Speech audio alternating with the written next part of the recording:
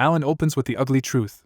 He died in a VR game test, the burn and smell of cooked flesh telling him it was an electrocution. When he wakes up again, Alan is already inside someone else's body and has no clear answer for whether this is reincarnation or possession. One thing is immediately clear though, the necromancer class he picked for the game came with him as his real profession. That would already be bad enough, but the body he got belongs to the Holy Emperor's infamous grandson in a ruthless theocracy, and Alan can only mutter that he is completely screwed. In the present, Alan is no prince at all in practice, just a sweating gravekeeper in a grey fog, digging through frozen ground beside a wagon full of corpses.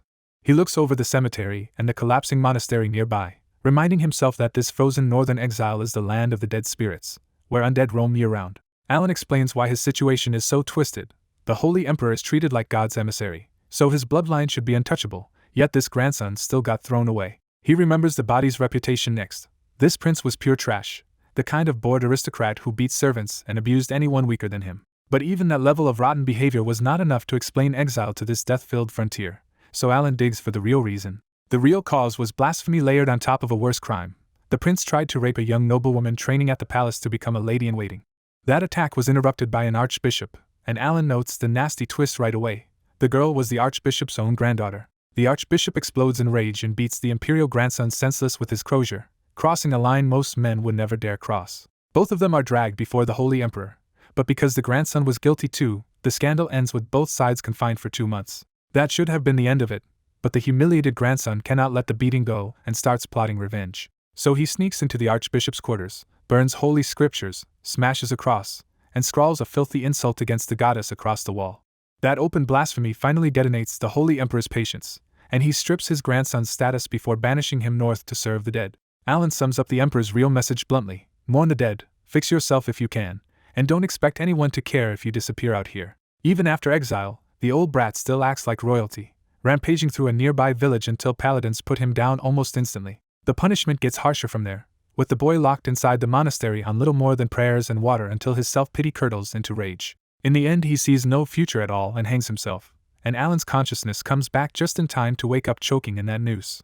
Alan brushes that grim inheritance aside and decides the body is his now, so this miserable place is simply where his second life starts. He even admits, a little awkwardly, that gravekeeper life suits him better than palace luxury because handling corpses barely bothers him at all. Still, one thing about his necromancer profession feels wrong, so Alan waits until nobody is watching and carefully tests it on one of the bodies. The corpse rises exactly like a zombie should, but instead of reeking of death it shines with white holy power, leaving Alan staring in disbelief. As Alan reviews his skill set, the pattern becomes obvious. Every necromancy spell he has been twisted into a life and blessing-based version instead. He pins the cause on the body itself, because this disgraced grandson may have had no faith, but he was still born with strong holy divinity in his blood. Before he can dig deeper into that mystery, 2 anxious farmers stumble out of the forest path through the fog and call for the imperial prince. Alan finishes burying a divinity-filled zombie after ordering it into the pit, and the thing obediently even helps pull dirt over itself. When 2 farmers approach carrying a wrapped corpse, Alan hides the fact that he was just working with an undead. The farmers awkwardly greet him as the imperial prince, clearly nervous that he might still be the kind of noble who explodes over bad etiquette. Alan asks about the body, and the farmers explain that their neighbor Baron died of the plague. He immediately demands to know why they did not cremate it, but the farmers admit they wanted to give their neighbor an intact burial and do not even know how to burn a body properly. When Alan raises his shovel, the farmers panic and think the prince is about to attack them for offending him. Instead, the wrapped corpse suddenly writhes to life and grabs one farmer by the neck before it can bite him. Alan brings the shovel down into the zombie's head and saves the farmer in one brutal strike.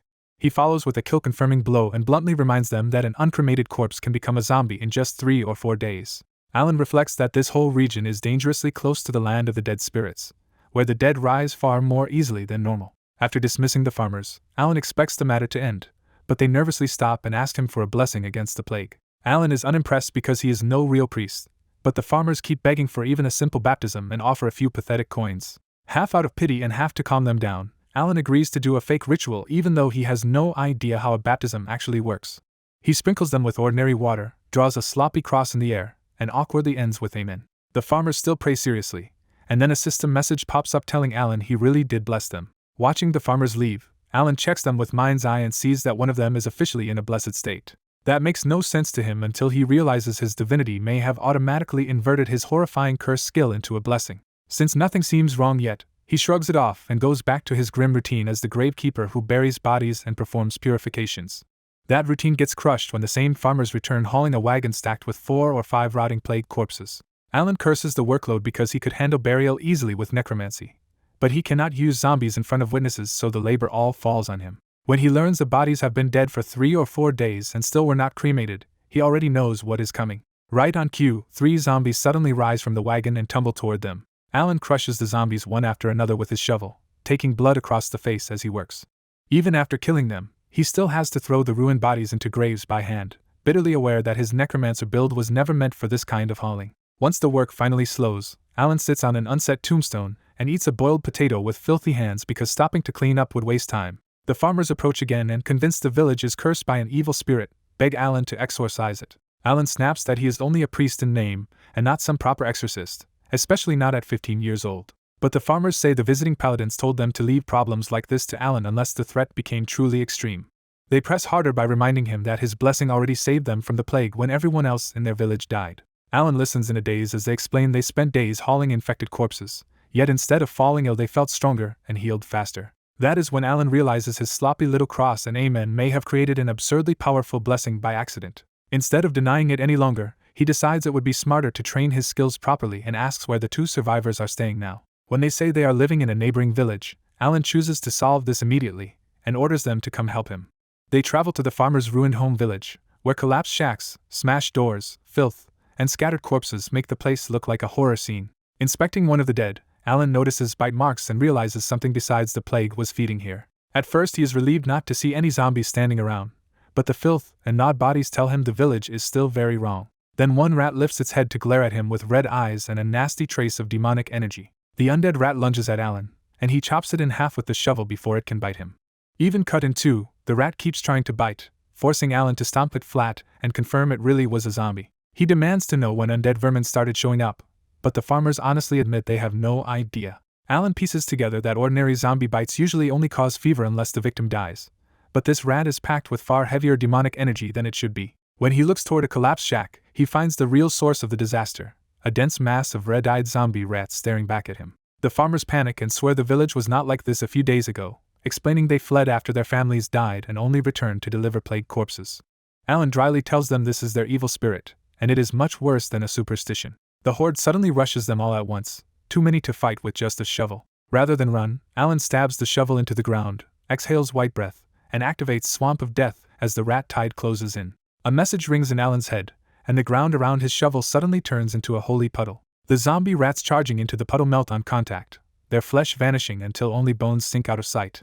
The farmers gape at the sight and start treating Alan like a miracle-working priest straight out of a legend. Alan realizes his Swamp of Death has been twisted into holy water instead, and the skill still drains him badly enough to leave him dizzy. After testing the water, Alan confirms it is safe holy water and decides to use it to stop the plague. He orders the farmers to give each villager a small drink, and when they hesitate at the rat remains floating in it, he bluntly tells them they have bigger problems. Before leaving, Alan asks why the zombie rats were swarming one particular ruined house and heads inside to check.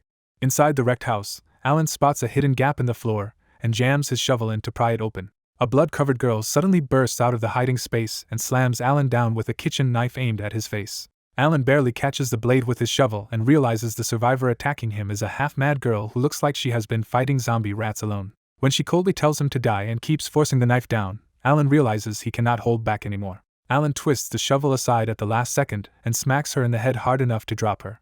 As Alan catches his breath, he sees 2 mutilated adult corpses under sheets beside her and understands what happened here. The farmers rush in, recognize the girl as Charlotte, and Alan snaps at them for claiming there were no survivors. After hearing the timeline, Alan figures Charlotte has lasted for days under the floor by eating zombie rats and refusing to die. Seeing blood on her head, the farmers panic, but Alan confirms she is still alive and drags her outside. He throws Charlotte into the holy puddle and tells her to drink, ignoring the farmers' protests about treating a child so roughly. Alan tells Charlotte the truth. Zombie poison and demonic energy are already spreading through her, so without a miracle she will die and rise as a zombie. He warns that drinking the holy water is a gamble with less than a 10% chance to live, but at least it can keep her from becoming undead. Charlotte breaks down trying to call for her mother and father, and Alan quietly tells her they are gone. When she still cannot choose, Alan pushes one last time and tells her the people she lost would have wanted her to live. That finally reaches her, and Charlotte forces herself to lower her face and drink the holy water. The moment it goes down, her body erupts into a brutal reaction as bones crack, skin tears, and she screams in agony. Alan stops the farmers from interfering and watches in silence as the holy water tears her apart and heals her at the same time. After a long hour, the screams finally fade, and Charlotte collapses unconscious but still breathing. Relieved she survived, Alan tells the farmers to take Charlotte with them, only for them to hesitate because she was plague-stricken. Alan glares them down, and they finally promise to bring her to the neighboring village and keep spreading the holy water.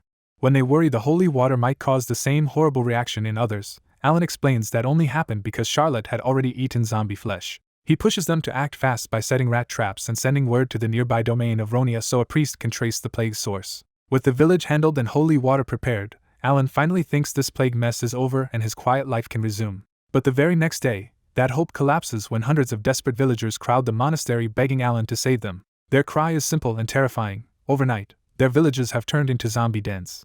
By the next morning, the zombie attack had shattered the nearby villages, and about 100 survivors were crammed into Alan's crumbling monastery. While the refugees prayed inside, the surviving men helped Alan haul corpses through the cemetery until things were calm enough to talk. Then the village chief, Perik, stepped up and thanked Alan like he was their only lifeline left. Alan immediately asked where the paladin stationed in the village had gone, because someone should have been watching this area. Perik admitted the paladin vanished after the outbreak began, and even the messenger they sent toward the Empire never made it back. Worse, every road to Ronia and even the nearest sentry post had already been cut off by zombies. That made Alan uneasy, because disappearing guards and blocked routes made these zombies seem organized instead of mindless. When Alan asked how many there were, Perik said they had only seen around 30 while fleeing. Alan quickly worked through the numbers and realized the 3 remaining satellite villages had still been almost completely wiped out overnight. Perik's answer for help was simple and desperate. He wanted Alan to contact the Imperial Palace somehow. When Alan pointed out the roads were blocked, Perik still asked if a prayer or magic could send word anyway. Alan shut that hope down on the spot and told them the only real option was to hold out until paladins arrived, or die here. The blunt truth detonated through the refuge, and the villagers collapsed into panic and open despair. Alan knew this crisis trapped him too, because if everyone died and he alone stayed fine, people would start asking dangerous questions. So when Perik begged again and played up Alan's bloodline as the Holy Emperor's grandson, Alan decided to help on his own terms. Alan checked Perik with mind's eye, saw an elderly schemer shaking in fear, and smiled because he knew exactly how to bargain now. Alan agreed to help, but most of the men still looked doubtful because everyone knew his rotten reputation as the banished prince. Perik finally swallowed his doubts and said they would leave matters in Alan's hands. Alan immediately attached a price to that promise and demanded money instead of being treated like another free exile servant. Perik tried to protest that exiles had always worked for nothing, but Alan's silent pressure made him back down fast. Alan made him agree not to tattle to the paladins later, making sure this deal would not come back to bite him. Then Alan pointed at the decaying monastery and demanded they pay to repair the place too. After a long, miserable pause, Perik reluctantly accepted even that burden. Alan piled on one more demand and secured regular free supplies, leaving himself privately pleased with the whole arrangement. Their deal was cut short when a man came sprinting over in panic and shouted that the zombie horde was already here. Instead of panicking, Alan was almost relieved that the zombies had come to him and saved him the trouble of hunting them down one by one. Alan bluntly ordered everyone to grab their tools, which only left the villagers staring at him in confusion. When Perik asked what he meant, Alan reminded them they had asked him to solve the crisis. Then Alan revealed his plan with a grin.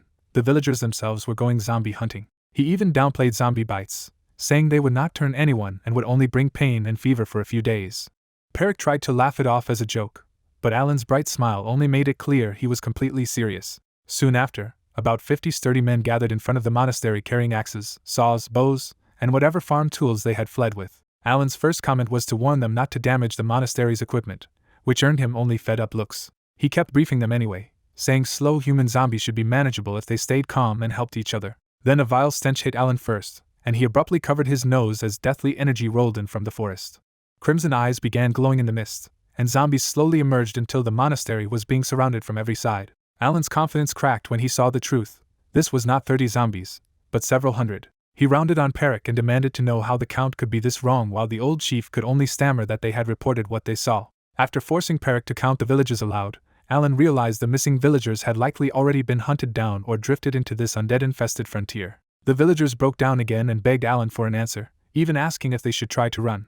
Alan asked if there was any standard way to handle a horde like this, and Perik admitted villagers normally just inform their lord and wait for soldiers. That answer left Alan bitterly wondering if this nightmare was cosmic payback for all the blasphemy the original prince had committed. So with the zombie horde closing in and the villagers hoping for holy magic, Alan looked to the sky and called on the goddess Gaia. Then he smashed that hopeful mood by angrily cursing the goddess instead, yelling that if she wanted to torment him, he would curse her even harder. Alan's blasphemous talk leaves the villagers white-faced, and some of them even start whispering that the Imperial Prince may have brought this plague on them. Alan checks the horde with mind's eye and realizes the zombies are mindless biters and claws, which means the real problem is not their skill but the villagers' panic. The men start faltering and complain that they are not priests, so Alan watches the horde in silence while their fear spreads. One frightened villager blurts out that he should grab his daughter and run, until he suddenly spots his zombified wife inside the horde. The man breaks down in tears over his wife, but Alan coldly reminds himself that the woman in front of them is only another undead now. Trying to steady everyone, Alan forces on a calm smile and says the only sensible answer is to wipe out the zombies before this calamity spreads further. Even Alan has to breathe through his nerves, because this is not a handful of corpses but several hundred monsters that can kill with one bite. The grieving man lashes out, shouting that those zombies were once their family and friends, and the unrest among the villagers gets even worse. Alan cuts through the panic with a blunt answer. They are already dead, and pretending otherwise will not change anything. He walks up to the man, pats his shoulder, and says he can run if he wants, which briefly sounds like mercy. Then Alan lands the real blow by warning him to keep his little girl safe from that same zombie wife, and the man freezes on the spot. Alan points at the woman and forces the truth on him again. She may still look familiar, but what stands there is only a rotting corpse. As a necromancer, Alan can see the twisted souls trapped in those bodies, and he tells the man that his wife is still suffering inside that undead shell. He explains that without being put to rest, she will keep rotting and wandering as a specter for ages with no salvation at all. Alan pushes the discarded weapon back into the man's hands and tells him the kindest thing left is to let his wife close her eyes in front of her husband. The man is still in agony, but his wavering finally hardens into a glare, and Alan knows he has made up his mind. With that example set, Alan turns to the rest and warns that running is not a real escape, because these zombies are smart enough to block every exit. He says there is only one way out now: kill the undead again, protect the living, and save the wandering souls at the same time. The men are still trembling, but now nobody backs away, and Alan takes that as enough to start the fight. Alan plants his shovel and briskly lays out the plan: kill the zombies, bury them properly, and trust his holy water if anyone gets bitten. His sarcastic tone earns angry curses from the villagers, but Alan just throws it back in their faces and calls himself the Imperial family's Manhwa. He keeps pushing anyway, saying they should be grateful he is helping at all, then readies his body because their courage might collapse if he waits any longer. Alan gives one last grim order to finish this fast and not die, because every extra corpse would only become more work for him. The story then shifts to Charlotte's past, when she was still a hardworking village girl living happily with her parents in the far north. Her days are simple and steady, helping her mother with breakfast and water in the morning and her father with firewood later on. On the day everything breaks, Charlotte comes back from the river with water and hears a horribly familiar sound next door. She finds the man next door vomiting violently while his wife tends him, and the sour stink makes it obvious the plague is spreading again. Charlotte worries for them, but she still believes what her father said before: plague season is awful, yet people can survive it if they endure. She politely greets the neighbors anyway, only for the wife to flinch, scowl, and pull her husband back inside without a word. She tells herself people only act this way out of fear during plague season and hurries back toward her own home. At her doorstep, a rat suddenly bites at her shoe, and when she kicks it away she notices dozens of glowing eyes inside the open storehouse gap. The kicked rat lets out a monstrous shriek no normal animal should make, and Charlotte drops her bucket in pure fright. Dozens of rats pour after her, and she bolts into the house and slams the door shut before they can reach her. The rats start battering the door from outside, and Charlotte backs away in terror while calling for her parents. No one answers her, and instead a horrifying scream from deeper in the house drags her toward the kitchen. There she finds the nightmare. Her father is already infected and tearing open her mother's throat with his teeth. Her dying mother uses her last strength to tell Charlotte to run, but Charlotte refuses to abandon them and says she will get help. The front door is already blocked by rats, so Charlotte runs to the window instead and screams to the neighboring houses for help. People do peek through their windows, but one by one they close their curtains and leave Charlotte to die. A strange grunt behind her makes Charlotte turn around, and her father is now standing there with blood dripping from his mouth and dead eyes fixed on her. Then he lunges at her, and Charlotte's memory shatters into a blur of blind survival. In broken flashes, she grabs the kitchen knife and fights both zombified parents until they finally stop moving. When her mind clears, Charlotte is left standing over her mother and father, both corpses covered in stab wounds. Outside, the village erupts with screams about sickness and rats, and the next horror crashes straight into her house. The rats chew a hole through the door and rush in with crimson teeth, pouncing on Charlotte as her nightmare reaches its worst point. Charlotte jerks awake from that memory on bedding inside the monastery, drenched in cold sweat and lashing out at empty air. Disoriented, she scans the monastery and blurts out what happened, startling the aunties and old women who have been watching over her. Charlotte wakes on simple bedding inside the crowded monastery, still soaked in cold sweat, while older village women fuss over her and try to feed her a potato. Still dazed and clutching her pounding head, Charlotte tries to understand where she is and what happened to her parents. A scream from the window cuts through the room when a woman spots zombies already closing in on the monastery. Everyone inside turns pale at the sight of a mass of zombies approaching, but Charlotte reacts faster than anyone else. Charlotte snatches the kitchen knife and bolts for the exit like she means to fight them herself. The women hug Charlotte from behind to stop her, then boys rush in too when her strength starts dragging them forward anyway. Charlotte finally stops struggling because she does not want to hurt anyone, but her eyes stay locked outside on one boy in particular. Outside, Alan leaps up with his shovel and caves in a zombie's head in one brutal swing. Alan shouts for everyone to stop hesitating and aim for the head, and his order finally jolts the terrified villagers into fighting back. When one villager gets overpowered and bitten, Alan yanks him free and smashes the attacking zombie down before finishing its skull on the ground. Charlotte watches in shock as a rough-mouthed boy younger than most of the men becomes the one pushing everyone else to keep killing. The villagers eventually cut down the whole pack, and the slow zombies fall far more easily than anyone expected. As Alan sags against his shovel from exhaustion, the women inside casually reveal to Charlotte that the boy fighting outside is the Imperial Prince. That rumor finally clicks for Charlotte, and she stares at Alan's back with a whole new kind of shock. After the fight, the yard is littered with nearly 100 corpses while surviving villagers pant, collapse, or cry over the dead they recognized. Alan looks over the battered survivors and finally lets out a relieved breath when he realizes some are injured, but nobody died in the defense. A farmer brings Alan water, and Alan uses the moment to call him by name, Grill, even though they never properly introduced themselves. Grill is touched that a prince remembers him, and Alan bluntly tells him to stop belittling farmers because their work matters. Alan asks about the infected girl from earlier, and Grill reassures him that Charlotte survived and is being cared for inside the monastery. Alan feels someone watching from the monastery window, but when he looks up he cannot make out a face. Looking over the corpses, Alan realizes the demonic energy and scale of the outbreak are far too extreme for villagers who only turned overnight. He tells Grill this plague is deeply wrong, because even this land's closeness to the land of the dead spirits should not produce a zombie wave this huge. Alan spells out the danger without sugarcoating it. If they do not find the cause fast, everyone here except him will die. Since help from the wider fief could take weeks, Alan decides their only choice for now is to endure and handle the dead properly first. He refuses to leave the corpses lying there, and says the dead are still suffering, so they need cremation and burial right away. The villagers dig a burial pit by the cemetery, gather the bodies, and burn them in a plain mass funeral born out of pure exhaustion. After the remains are poured into the pit, and marked with a rough wooden sign, Alan stands before the grave and offers a silent purification prayer. He works through the night into the next morning, then tells the villagers they need a short rest before they start thinning out the remaining undead. The villagers react to Alan with an awkward new tension, enough for him to notice that something in their attitude has changed.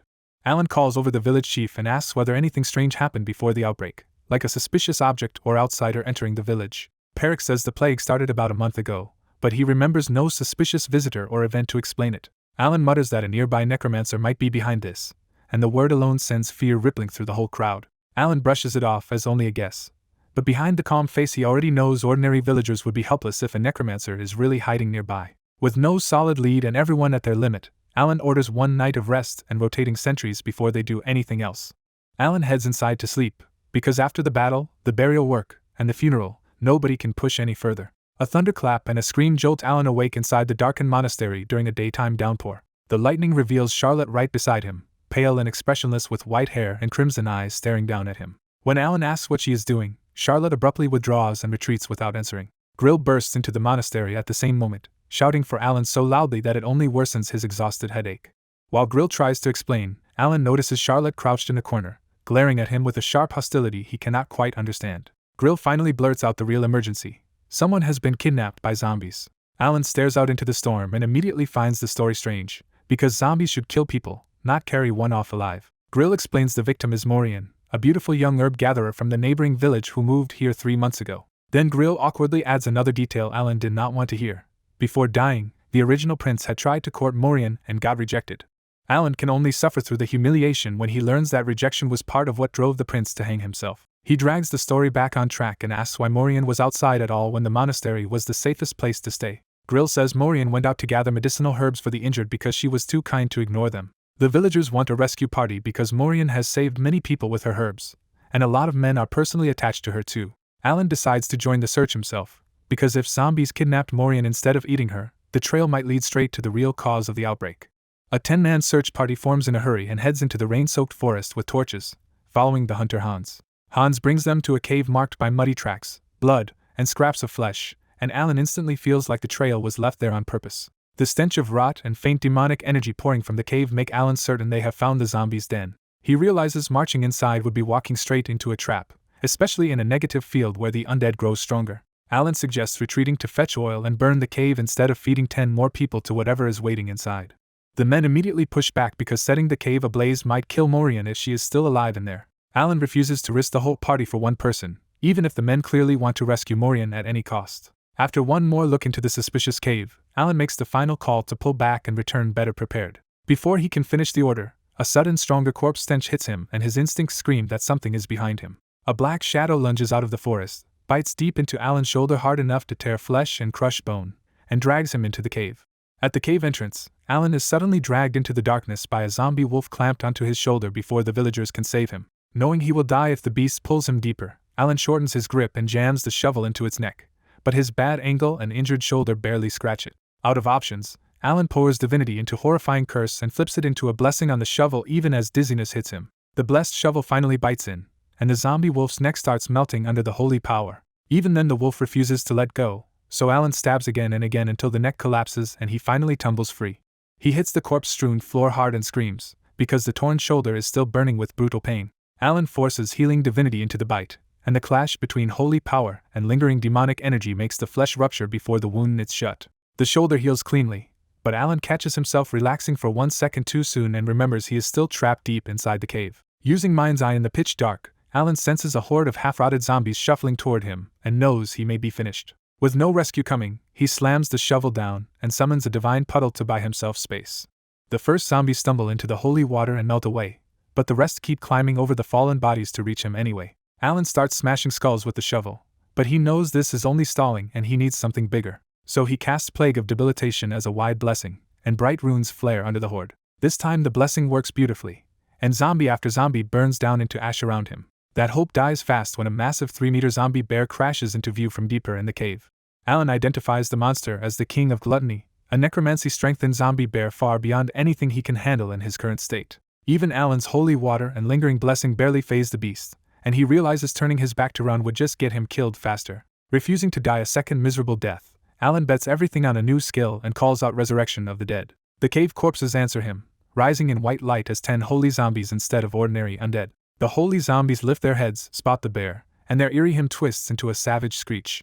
Then they launch like predators and tear into the zombie bear with speed and force the normal undead never had. For a moment Alan thinks the numbers game has finally saved him as the holy zombies chew the giant monster backward. But the bear answers with raw power, smashing 2 holy zombies apart with one paw strike. It keeps crushing and scraping them off, turning Alan's desperate army into torn pieces in seconds. When the bear throws its full body against the rock wall, 3 more holy zombies are crushed flat and the last of Alan's confidence breaks.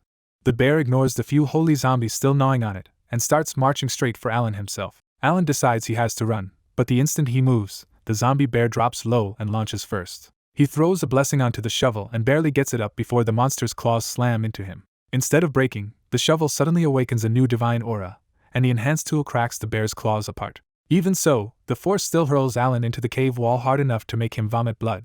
Stunned and barely conscious, Alan realizes the divine aura was never part of the game he knew, but he cannot spare even a second to think about it. His body is too wrecked to stand, and when the zombie bear starts staggering toward him again, Alan finally feels death closing in. As the monster slows to a smug, deliberate walk, Alan realizes a hidden necromancer has likely been watching and controlling it through its eyes the whole time. That realization twists the kidnapping too, because Alan now suspects the missing woman was only bait and is probably already dead or worse. With the zombie bear opening its jaws over him, Alan can only throw one last bitter prayer at Gaia and curse how useless it feels. Then, just before the bear can finish him, Alan spots an unknown pale girl slipping out from behind it with a kitchen knife in her hand. At the edge of death, Alan suddenly sees a pale girl appear on the zombie bear's back and drive a kitchen knife straight into its eye. Charlotte keeps stabbing with brutal precision until the blinded bear goes wild and finally flings her away. Alan uses the opening, pours divinity into his shovel, and drives it into the bear's forehead with everything he has left. The strike shatters the skull, cuts off the necromancer's control, and the huge corpse drops dead beside Alan. Still glaring at the dying eyes, Alan quietly vows that he will hunt down the necromancer and repay all of this. When the fight is over, Alan slumps down and bitterly complains to himself that he never gets the easy hero treatment. Then Charlotte walks up in silence, covered in blood with the knife still dripping, and stares at him hard enough to make the moment awkward. Charlotte even lifts the knife and gives him a strange little grin, and Alan cannot tell if she is greeting him or thinking about revenge. The search party finally reaches them, but the villagers freeze when they see the dead monster filling the cave. Hans recognizes the corpse as the King of Gluttony, a terrifying predator from the land of the dead spirits that even hunts zombies. To avoid awkward questions, Alan shrugs and says the bear was already dead when he found it. Alan notices Charlotte says nothing about the strange powers she might have seen, which only makes her harder to read. When Alan asks why Charlotte is here, Grill admits she secretly followed the group and jumped out after Alan was dragged into the cave. Alan tries to stand, but his legs fail and Charlotte catches him before he falls. Her forced smile has no warmth in it, and Alan gets the very real feeling she could still stab him if she felt like it. Instead of leaving to rest, Alan abruptly decides they should press deeper into the cave and finish this now. The villagers hesitate in front of the dead bear, and with Charlotte helping him over, Alan yanks his shovel free and insists the necromancer will escape if they back off now. Alan points out that the cave is still washed in lingering divinity, so any zombies left should be manageable. When Alan says the necromancer is somewhere in this cave, the villagers' fear hardens into open hatred. As the group prepares to move, Grill tries to send Charlotte back, but she flatly says she is coming with him. Charlotte repeats herself with a dead stare until even the grown men back down under the pressure she gives off. Then Charlotte calmly asks Alan if she can support him, and he realizes she is actually the most useful person to have beside him right now. Taking his silence as approval, Charlotte supports Alan and leads the whole group deeper into the cave. No more zombies appear on the way, which makes Alan guess the dead bear was the necromancer's last defense. At the deepest point, they find a rough wooden door set into the cave wall like the entrance to a hidden room. Grill and Hans open the door, and a foul chamber appears beyond it, littered with corpses, runic scrolls, and grimoires. Alan takes one look at the mess and dryly mutters that necromancers really do live like this. Then the villagers spot a woman hanging naked from the cave wall, wounded all over and presented to them as Morian. Weak and half-blind in the torchlight, the bound woman asks who is there, and the villagers excitedly shout that they came to rescue Morian.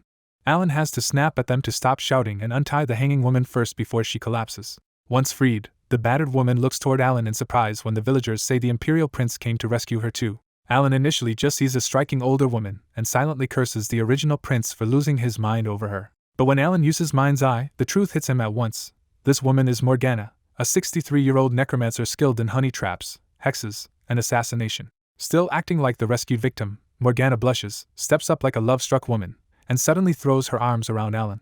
Alan answers by shoving Charlotte aside, grabbing his shovel, and smashing Morgana in the head without warning. The blow drops Morgana to the floor, and even Charlotte opens her eyes wide at Alan's sudden attack. Alan coldly steps toward her with the shovel and says he should have hit with the blade, making it clear he already knows exactly what she is. Morgana instantly switches to panic, screams for help, and pretends the prince has gone mad.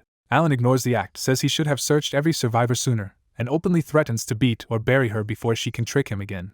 The villagers finally move, but they move the wrong way and step in front of Morgana to protect her from Alan. To them, Alan suddenly looks like the same violent menace he used to be, not the improved prince they hoped for. Alan finally drops the real bomb and tells them the frail young woman they are defending is actually 63 years old. Alan calmly tears apart Morian's cover by saying her real name is Morgana and that she has been setting this village up for months. When Alan flatly calls her the necromancer, the whole cave goes silent, and even the villagers who trusted her start pulling away.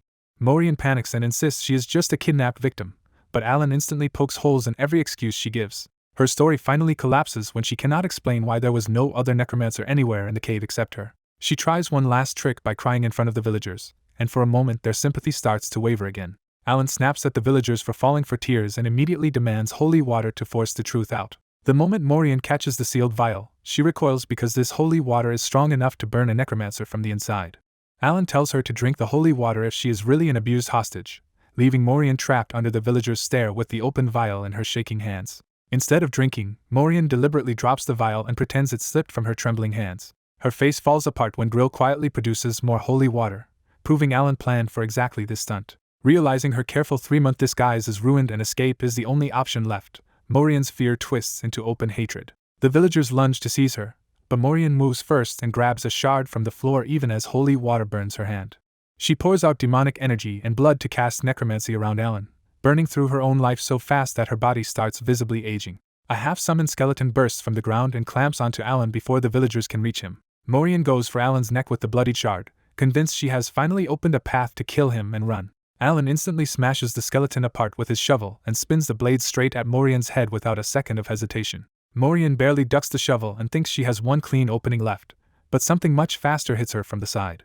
Charlotte appears beside her like a nightmare, white-haired and red-eyed, and slams Morian's head into the cave floor. Charlotte does not let up, pinning Morian down and laying a kitchen knife against her throat so precisely that even a twitch could kill her. Alan walks over, still rattled by how close that was, while Morian sees that the villager's icy killing intent may be even more terrifying than he is. With no other way out, Morian begs Alan to spare her before the Empire gets hold of her. Alan answers with open disgust, making it clear torture and execution would still feel too kind after what she tried to do.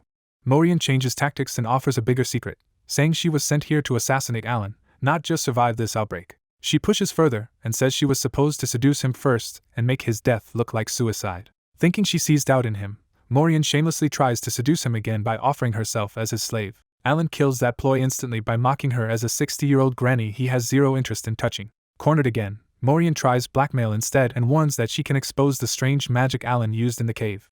Alan shuts her up by jamming his shovel into her mouth and turns the conversation into a brutal yes or no interrogation. When Alan asks if she was the one who hanged him 3 months ago, Morian can only blink once and confirm it. That answer confirms Alan's old hanging really was an assassination, and he finally gets the truth he had been missing. Alan presses for the mastermind, but Morian admits she only knows the group behind it and names the Black Order. Alan does not trust the confession that easy, but Morian insists honesty is better than being dragged to the Empire's inquisitors.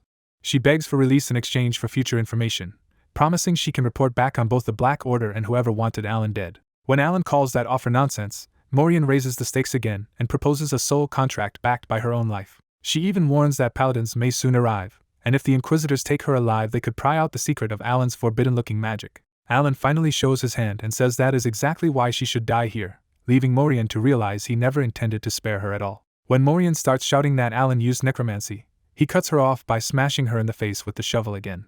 Alan coldly says he will not judge Morian himself, because the villagers will do that for him. The villagers close in from every side, and Morian finally understands she is completely at their mercy. She is gagged, dragged out of the cave, and hauled back to the monastery for the rest of the survivors to hear what she did. Once the villagers hear that Morian caused the slaughter, their grief turns into raw fury, and they stone her without mercy. After beating her into a wreck, they hang Morian alive in the forest and leave her there to die alone.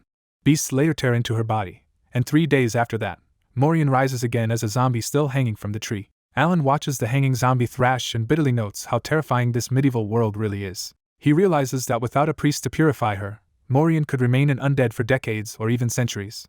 Alan is annoyed that Morian died before he could learn more about the Black Order behind her. That missing answer leads Alan to a worse thought. Someone powerful still wants him dead even after his exile.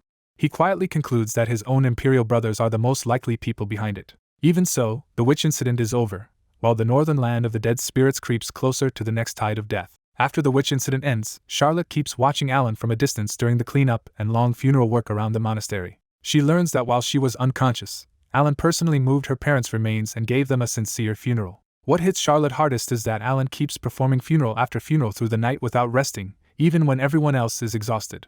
Charlotte feels frustrated and overwhelmed because Alan did not just save her life, he also saved her parents from being abandoned in death. When Charlotte asks the village women what kind of person Alan really is, they answer with the ugly rumors attached to his name. Charlotte immediately hates those answers, because none of them match the boy she has been watching. Even the same women admit Alan seems different now, especially after he cared for the dead and saved the village. Charlotte keeps remembering how tiny and young Alan felt in the cave, even though he still fought a monstrous bear and tried to save someone else.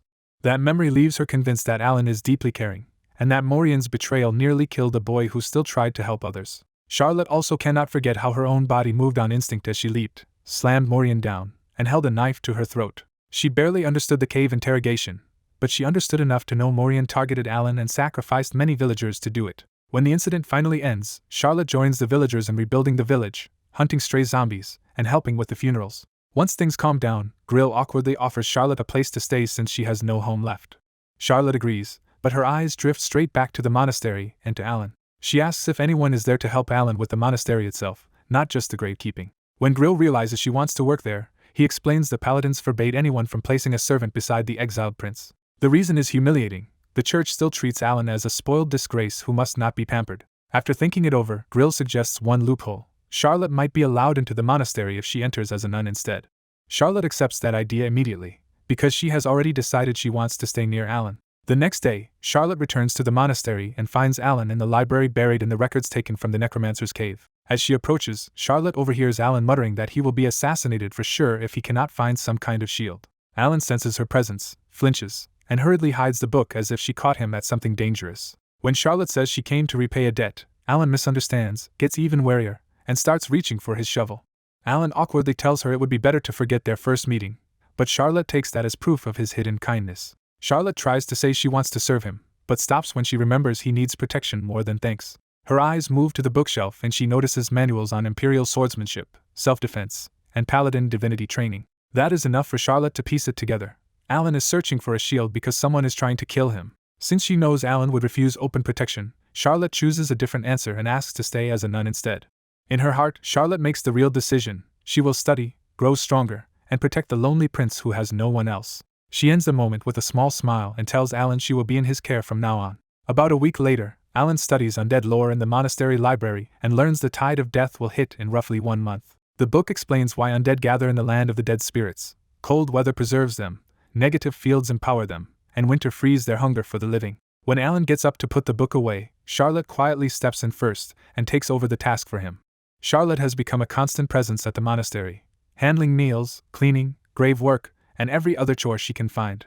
Alan enjoys the convenience, but every time he remembers Charlotte pinning Morian with that bloody kitchen knife, he gets a chill. He tells himself this arrangement probably will not last, because Charlotte will eventually leave the monastery like anyone else.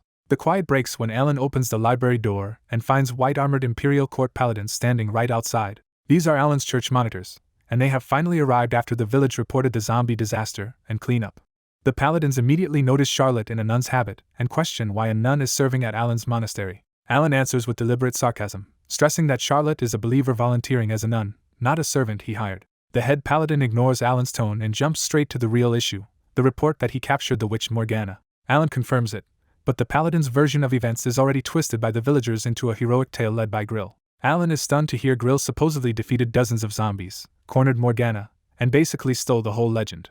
Still, the sea of fresh graves outside convinces the paladin that some version of the miracle had to be true. Alan sharply pushes the conversation forward, and the paladin finally asks the part that matters. Did Alan know Morgana belonged to the Black Order? Alan says yes, because he pulled that answer out of her himself during the cave interrogation. The head paladin reveals just how dangerous she was. Morgana is suspected of wiping out 5 other villages before this one. Then he asks the dangerous follow-up. What exactly happened to the witch after her capture? Alan calmly says the villagers beat Morian half to death and hanged her in the forest. And when the paladin asks if he did it, Alan denies it on the spot. Back at the monastery, Alan throws himself at Charlotte and loudly plays the part of a terrified useless prince so the watching paladins will report exactly that to the Holy Emperor. The act works so well that even the paladin captain can only sigh at the humiliating spectacle. Before leaving, the captain sets down a leather pouch and tells Alan it holds 80 gold as Morgana's bounty. When the paladins ask for any magical books from the witch, Alan lies without blinking and claims he already burned them. The captain warns that winter and the tide of death are close, and Alan casually repeats what he learned about the yearly undead surge. Alan perks up when the paladins say they will escort him away from the monastery, already imagining an easy trip somewhere better. That hope dies instantly when the captain names their destination as the nearby Ronia fiefdom, the miserable fortress built to face the dead. Then the real order lands. By the Holy Emperor's will, Alan is being sent there to perform funeral rites for the endless casualties of winter. After the paladins leave, Alan is left fuming that his grandfather did not rescue him at all, but volunteered him for backbreaking holy labor.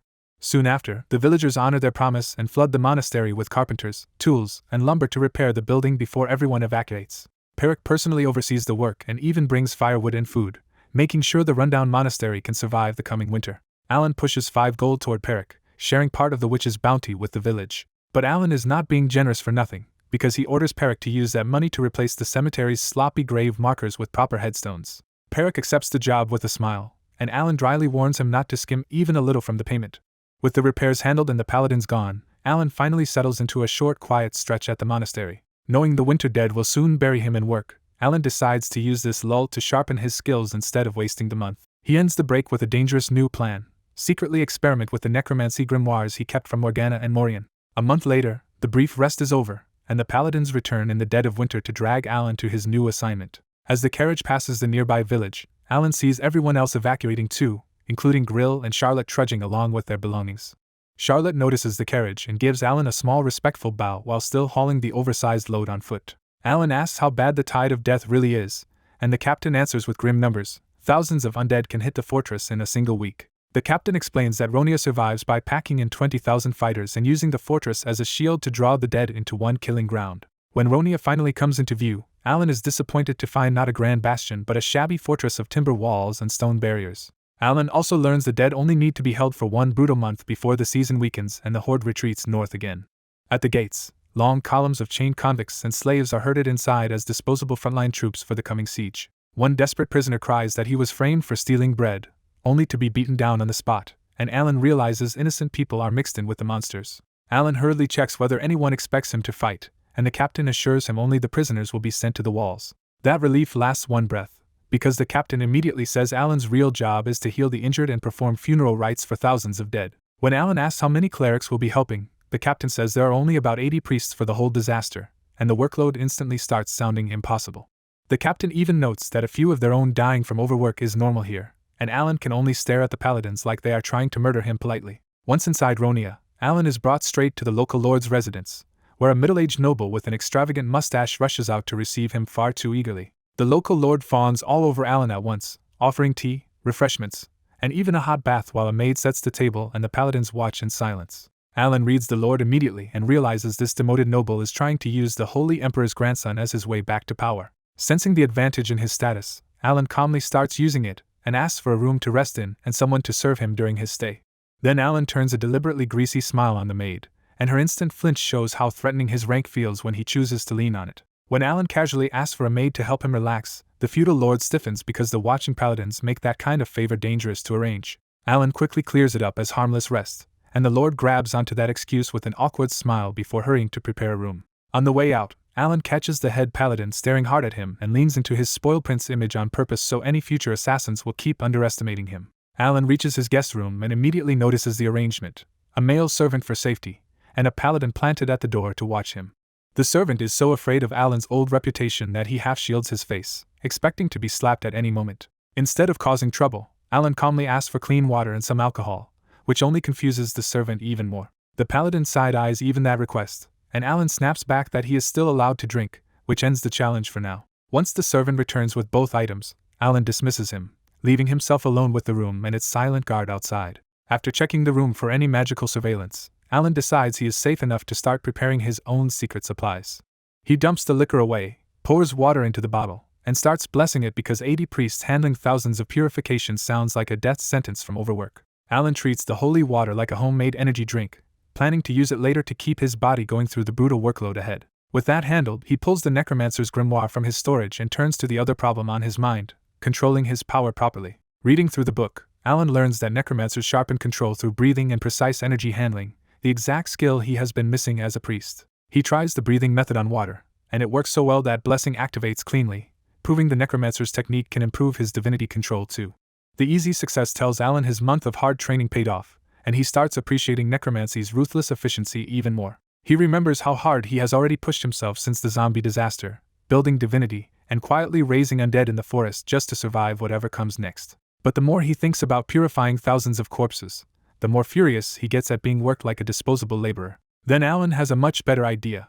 He does not actually have to work himself to death when pretending to collapse from exhaustion would protect him just as well. Confident that even the paladins cannot openly force the Holy Emperor's grandson past that point, he decides to fake diligence only until it is convenient to stop. Even so, he keeps making extra holy water as insurance, because this world has already taught him that trouble can hit without warning. While doing that, his attention drifts to a musket hanging on the wall, and he realizes the so-called decorative gun is very real. Alan remembers what he has read: firearms exist here, but they are treated like expensive toys because they burn absurd amounts of mana for weak range and disappointing damage. That wasted potential annoys him, and he briefly laments that if he knew how to make gunpowder, this world would have been much easier to game. Curiosity wins anyway, and Alan decides to try firing the musket himself with only a tiny bit of divinity. He opens the breech and breathes divinity into the weapon, expecting a crude shot, but system messages immediately start stacking in his head. The biggest surprise is divine aura activating on the gun, confirming that Alan's body can reinforce equipment with a power far beyond normal mana or divinity use. He quickly connects that power to the moment his shovel held against the zombie bear, and realizes this hidden reinforcement ability has been helping him all along. The bullet forms in barely a minute, and the drain is lighter than he feared, so Alan raises the musket at a vase just to test what it can really do. He whispers a tiny bang like he is playing with a toy, and the musket answers with a deafening blast that explodes through the room. The recoil throws Alan onto the floor, and screams erupt outside as the whole mansion reacts to the blast. The paladin pounds on the door in alarm, his old machine-like calm finally gone as he demands to know what happened inside. When the lock starts giving way, Alan lunges over and physically shoves the paladin back out before he can see the mess. Alan blurts out a shameless excuse about a boy going through puberty, using embarrassment as his best weapon to get the armored watcher away from the room. After finally slamming the door shut, Alan turns back and sees the truth in full. The musket is on the floor and a head-sized hole has been blasted clean through the wall. Staring at that damage, Alan realizes the so-called decorative gun is lethal enough to kill a normal person or an undead in one shot, and he curses everyone who said it was useless. At dawn in snowy Ronia, Paladin Harmon lines up 80 priests for work and immediately sees them as a crowd of punished cheats and troublemakers. Harmon's eyes settle on Alan, and to him the prince is still the worst of the lot, the Holy Emperor's infamous grandson who ruined his own name across the continent. Harmon's suspicion hardens because he remembers Alan hanging around a nun trainee at the monastery, and eyeing a maid as soon as he reached the fortress. Even so, the villagers' words keep bothering him, because everywhere he asked about Morgana, people insisted Alan truly changed after his suicide attempt and memory loss. Harmon remembers Alan's old behavior too clearly to buy that story, especially the day the exiled prince tried to kick him and stab him with a farm tool during the banishment. He also remembers that the Holy Emperor gave him brutal freedom to discipline Alan however he saw fit, as long as the prince stayed alive. What confuses Harmon is that the villagers spoke about Alan with real gratitude, saying he fought zombies first and kept burying the dead without rest. Harmon still refuses to believe repentance came that easily, and he starts suspecting Alan used amnesia and the witch incident to stage a path back to the Imperial Palace. But that theory does not fully fit either, because Morgana should never have been easy prey for simple villagers. He ends up giving more credit to Grill instead, even thinking the old farmer might be worth recommending for paladin apprenticeship. Then Harmon looks at Alan again, sees the same rude glare under the cheap blanket, and tells himself the prince has not changed at all. One thing still gnaws at him though. Last night Alan's room suddenly exploded from the inside. Harmon rushed in ready to protect the Emperor's grandson, only for an unharmed Alan to shove him back out before he could inspect the room. In that brief glimpse, Harmon saw a head-sized hole in the wall that looked exactly like damage from a magic attack. Since Alan never trained with the monastery books under Harmon's watch, the paladin starts worrying the prince found some dangerous item in the necromancer's cave. His attention shifts to the convict laborers next, and the real shape of Ronia comes into view, prisoners in rough gear, carrying packs, shovels, and canteens like disposable soldiers. A newly arrived convict suddenly bolts, and the regular soldiers shoot him dead without a second thought. The surviving convicts freeze in terror as Harmon orders the corpse removed and the uniforms handed out, making the rule of Ronia brutally clear. For Harmon, this is only the start, because Ronia must hold out through winter and kill the undead waves before they spill across the continent. He tosses Alan a rucksack with plague-proof priest gear and orders the prince to suit up and join the work detail. Alan checks the bag and realizes it is basically full military issue: supplies, bedding, a shovel, a mask, and a medical uniform. Looking around the fortress, Alan sees convicts shoveling snow, soldiers drilling in formation, and other prisoners being armed, and the whole place feels exactly like a brutal army base. That sight crushes Alan's mood, because to him this is just getting dragged into army life all over again. Harmon ignores Alan's status completely and starts reading out a strict work schedule from Dawn, which only makes Alan more anxious. Alan quickly realizes Harmon is the kind of officer who follows the rules no matter who he is dealing with, which ruins any hope of an easy posting. Alan gives up arguing for now and hefts the rucksack, deciding it is safer to keep his head down than earn even worse work. Then Alan catches a rotten smell drifting from the city center, and quietly wonders if undead might already be inside the fortress. A corpse wagon rolls out right then, confirming that the smell is coming from the dead being hauled through the city. Harmon explains that men here die regularly from training and hard labor, and that bleak answer shows Alan just how disposable people are in Ronia.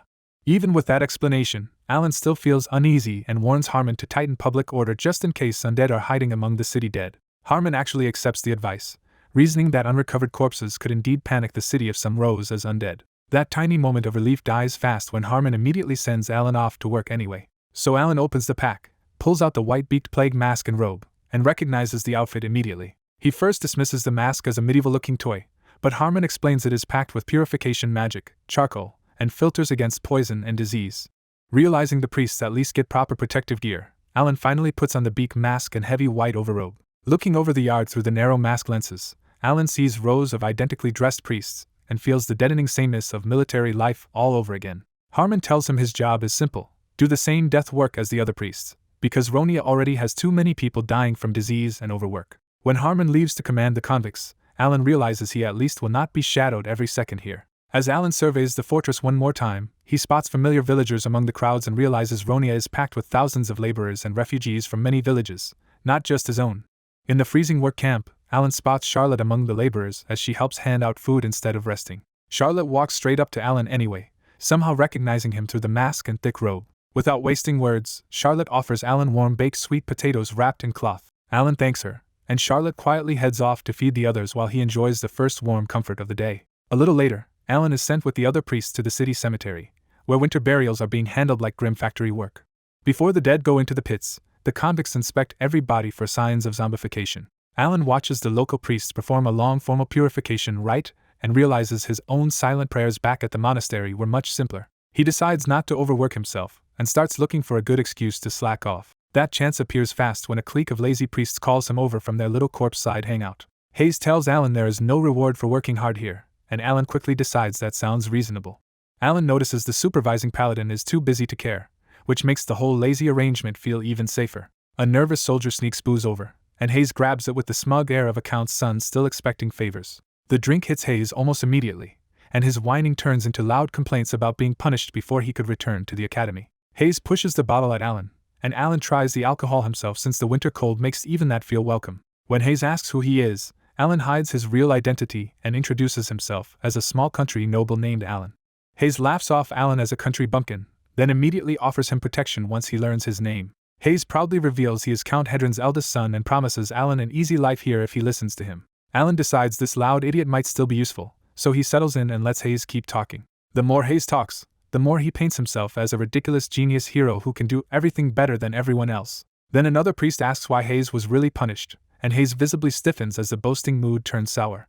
Drunk and desperate to save face, Hayes blurts out that he was punished for trying to rape a maid and talks like he did nothing wrong. Even as Alan realizes Hayes is probably bluffing around the details, the truth underneath is bad enough to make him an eyesore. When Hayes keeps going, Alan finally decides he picked the wrong clique and starts to leave. Before Alan can walk off, Hayes notices Charlotte working nearby and his attention shifts to a new target. Hayes calls Charlotte over in a smug tone, pretending he only wants another sweet potato. Charlotte politely brings him a warm sweet potato, but Hayes is staring at her, not the food. Hayes tries a clumsy noble flirt routine, asking her age and talking down to her like she should be grateful for his notice. Charlotte shuts him down with perfect politeness, telling the priests to work hard and turning to leave. The other priests laugh at him, and Hayes grabs Charlotte's hand in a burst of wounded pride. Charlotte glances at Alan with trembling eyes, and he grudgingly prepares to step in if he has to. Alan never gets the chance, because Charlotte calmly crushes Hayes' hand with terrifying strength. Once she lets go, Charlotte rubs her hand against her clothes like she touched something filthy and tries to leave again. Hayes is too scared to rush her, so he falls back on status and insults, shouting that a commoner had no right to humiliate him. The priests around them start laughing again, and Alan decides Charlotte clearly does not need his help after all. Charlotte starts walking away again, choosing not to escalate the fight. That only makes Hayes nastier, and he starts screaming about Charlotte's low-born parents as a way to hurt her where it counts. Charlotte freezes and clenches her fists, but she still forces herself to stay quiet and keep moving. Hayes keeps going, sneering that in this land of zombies her parents will probably die and become undead anyway. Alan tries to ignore the filth coming out of Hayes' mouth and looks around for a place to start digging instead. Hayes reaches out and grabs Charlotte's arm again, this time offering to keep her as his maid like that should save her. Charlotte finally answers in one cold line, telling him she is already an orphan. That line is what finally makes Alan move, and he chooses his answer with a shovel instead of a warning. Alan slams the shovel down on Hayes' foot hard enough to crush the boot and pin him in place. When Hayes is still too stunned to react, Alan presses down harder and cruelly twists the shovel to make the pain sink in. The moment Hayes finally screams and jerks upright, Alan smashes him in the face with the shovel and sends him tumbling into the open grave. Alan coolly calls it a mistake, then tells the dazed Hayes in the grave to lie still like a proper corpse and stop blocking his work. And with that, Alan starts shoveling dirt onto Hayes as if burying him is just another part of the job. At the burial pit, Alan swings his shovel up at Hayes' gang, and the loud priests instantly lose their nerve. When Hayes tries to crawl out and keep yelling, Alan coldly kicks him back into the grave. Hayes tries to throw his noble name around, but Alan leans over the pit and asks the real question: did Hayes even know who he was insulting? Before the fight can get worse, soldiers and Paladin Harmon rush over to break it up. Alan shrugs and pretends it was an accident, while Hayes shouts that Count Hedron's eldest son has been attacked. Harmon starts to order Alan to apologize, assuming the prince caused another mess. Alan cuts him off and demands Harmon's name instead, making it clear he refuses to bow to trash like Hayes. The mood flips in an instant when Alan's low voice comes out loaded with divinity, and even Harmon feels the air grow heavy. Harmon realizes Alan is using spirit speech and nervously gives his full name like he has no choice. Alan pushes further and orders Harmon to say his status out loud, and the paladin is shaken by how imperial the banished prince suddenly feels. Unable to resist, Harmon declares that Alan is the 7th grandson of the Holy Emperor, and the whole scene goes dead quiet. The pressure vanishes, and Alan instantly drops back into his usual rough self, gleefully rubbing the truth in Hayes' face. Alan threatens to bury Hayes' whole family, and the Count's son finally realizes this might be dangerous after all. Hayes drops his pride and formally apologizes to Imperial Prince Alan on the spot. Harmon starts to relax, thinking the ugly scene is finally over. Instead, Alan accepts the apology and immediately says Hayes should die anyway, forcing everyone to stop another shovel attack. The next consequence lands fast. Alan gets thrown into solitary confinement for 7 days. Even in jail, Alan makes Harmon repeat his name and status again, enjoying the aftertaste of that little power trip. Alan complains that someone like him should not be rotting in a cell, but Harmon flatly tells him a prince still serves time for a crime. When Alan asks what would happen if he had really killed Hayes, he is amused to learn that murdering a Count's son would only mean about half a year in prison. Alan even jokes that he should have castrated the idiot, and Harmon admits he would have been the one blamed for it. Alan says he never meant to kill Hayes anyway, just to discipline him, and Harmon can only stare at how casually he says it. Harmon finally asks when Alan learned spirit speech, but Alan's blank reaction makes it obvious he does not even know what he used. Dropping the subject, Harmon leaves Alan to cool off for a week, and Alan immediately asks for food and history books like he just booked a vacation. Left alone, Alan looks around and realizes this private cell is basically a tidy little room, not the filthy dungeon he expected. Since he wanted time to study magic anyway, Alan decides this forced break is not such a bad deal. He pulls out the necromancer's grimoire to keep studying, showing where his real interest has been lately. Before he can settle in, Charlotte arrives at the cell looking troubled and apologizes for getting him dragged into this.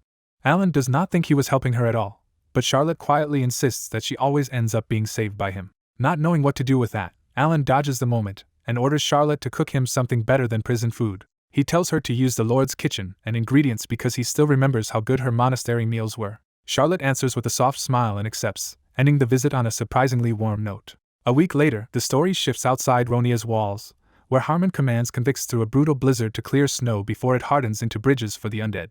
As he works, Harmon remembers Charlotte coming to plead for Alan, insisting that Hayes started the whole incident. That memory leads Harmon back to the real shock of that day. For one brief moment, Alan carried the authority of the imperial bloodline and used spirit speech. What bothers Harmon most is that Alan seemed completely unaware of doing it, even though spirit speech is rare even among exceptional leaders. He cannot stop wondering whether Alan truly changed after the suicide attempt 3 months ago, but the idea still feels impossible. Then Harmon notices something worse than the cold. Despite the blizzard, the land of the dead spirits is far too quiet. On the very day when undead should be most violent, not a single monster has appeared, and that eerie calm gives Harmon goosebumps. While the eerie calm keeps bothering him, Harmon finally orders the freezing convicts back inside for lunch. One convict hears a strange sound, turns back into the white fog of snow, and realizes the man behind him is just gone. He calls out in annoyance, only for a towering rotting shape to step out of the storm instead of his coworker. The ghoul flashes a hideous grin and pierces the convict clean through before anyone can react. The scream sets everyone off, and the convicts finally understand a ghoul is in their midst. Then the real trap springs, with more ghouls bursting up from under the snow and tearing into the labor gang from all sides. Harmon stays cool in the middle of the slaughter, shouts for everyone to run, and calls on Heim before drawing his sword. A ghoul lunges right into his face, and Harmon slips under it, cuts off its wrist, and takes its head in one clean exchange. But when Harmon looks up, even more ghouls are pouring out of the snow and the storm, far too many for him to hold back alone. Realizing the field is lost, Harmon turns and makes a full sprint for the fortress while pushing divine power through his body. Even as he runs, Harmon is rattled by one impossible detail. These undead stayed hidden under the snow without attacking until the perfect moment. More ghouls jump in before the gate, but he twists past their claws, cuts one down, and keeps charging forward. The wall archers open fire to cover him, peppering the ghouls as Harmon reaches the gate. Harmon orders the gates shut, but the frozen chains jam and the convicts at the pulley panic. A knight solves it the brutal way by cutting the chain, and the heavy gates crash down just after Harmon slips through. The gate crushes the pursuing ghouls into gore, and Harmon immediately starts barking orders to lock the fortress into battle formation.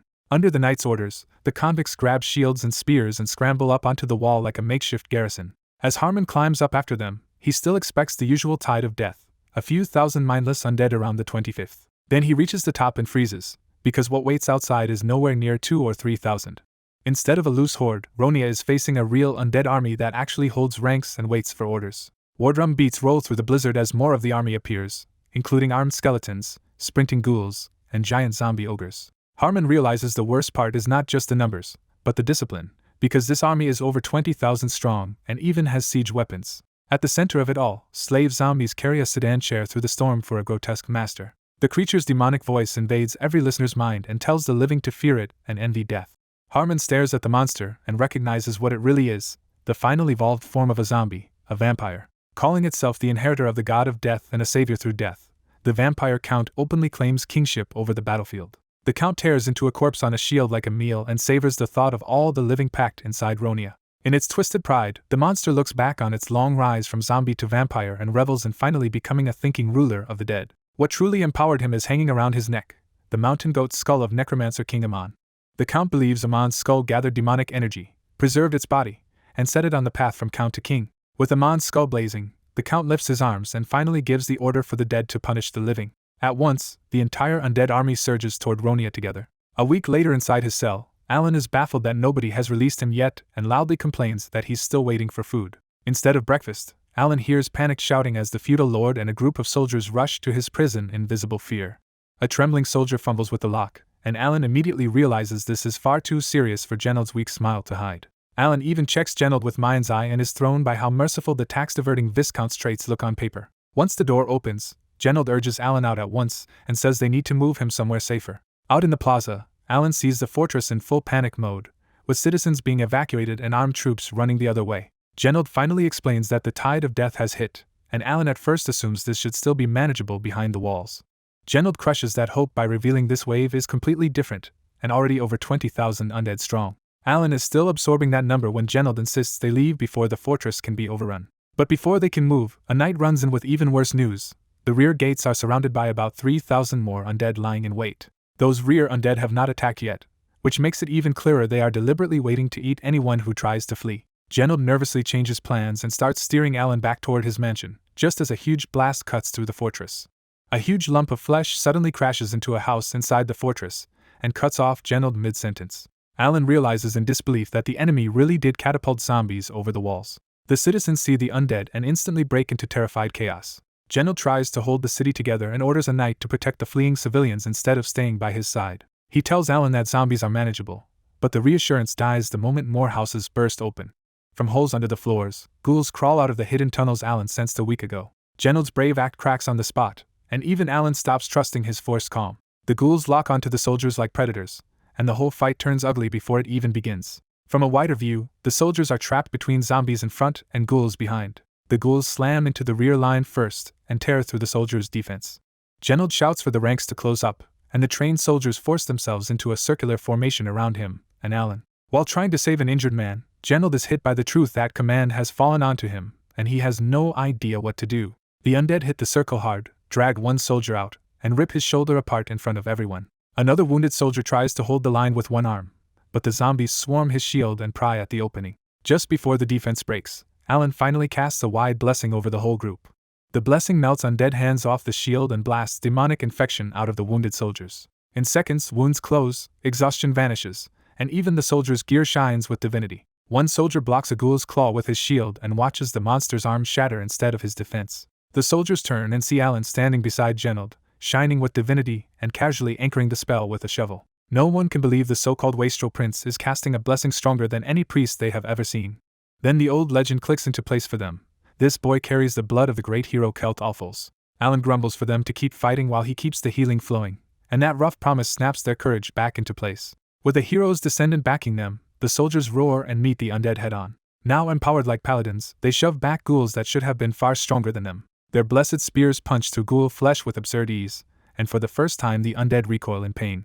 That sudden power rush goes to their heads, and the soldiers abandon discipline to hunt the undead outright. Their overconfidence lasts 1 second too long when a soldier's head suddenly flies off. The killer is a towering Dullahan in full plate, carrying its own head in one hand and a long sword in the other. Alan instantly leaps in with his shovel, but the Dullahan swats him away like a child. Genold panics and orders the men to protect Alan as they scramble to catch him.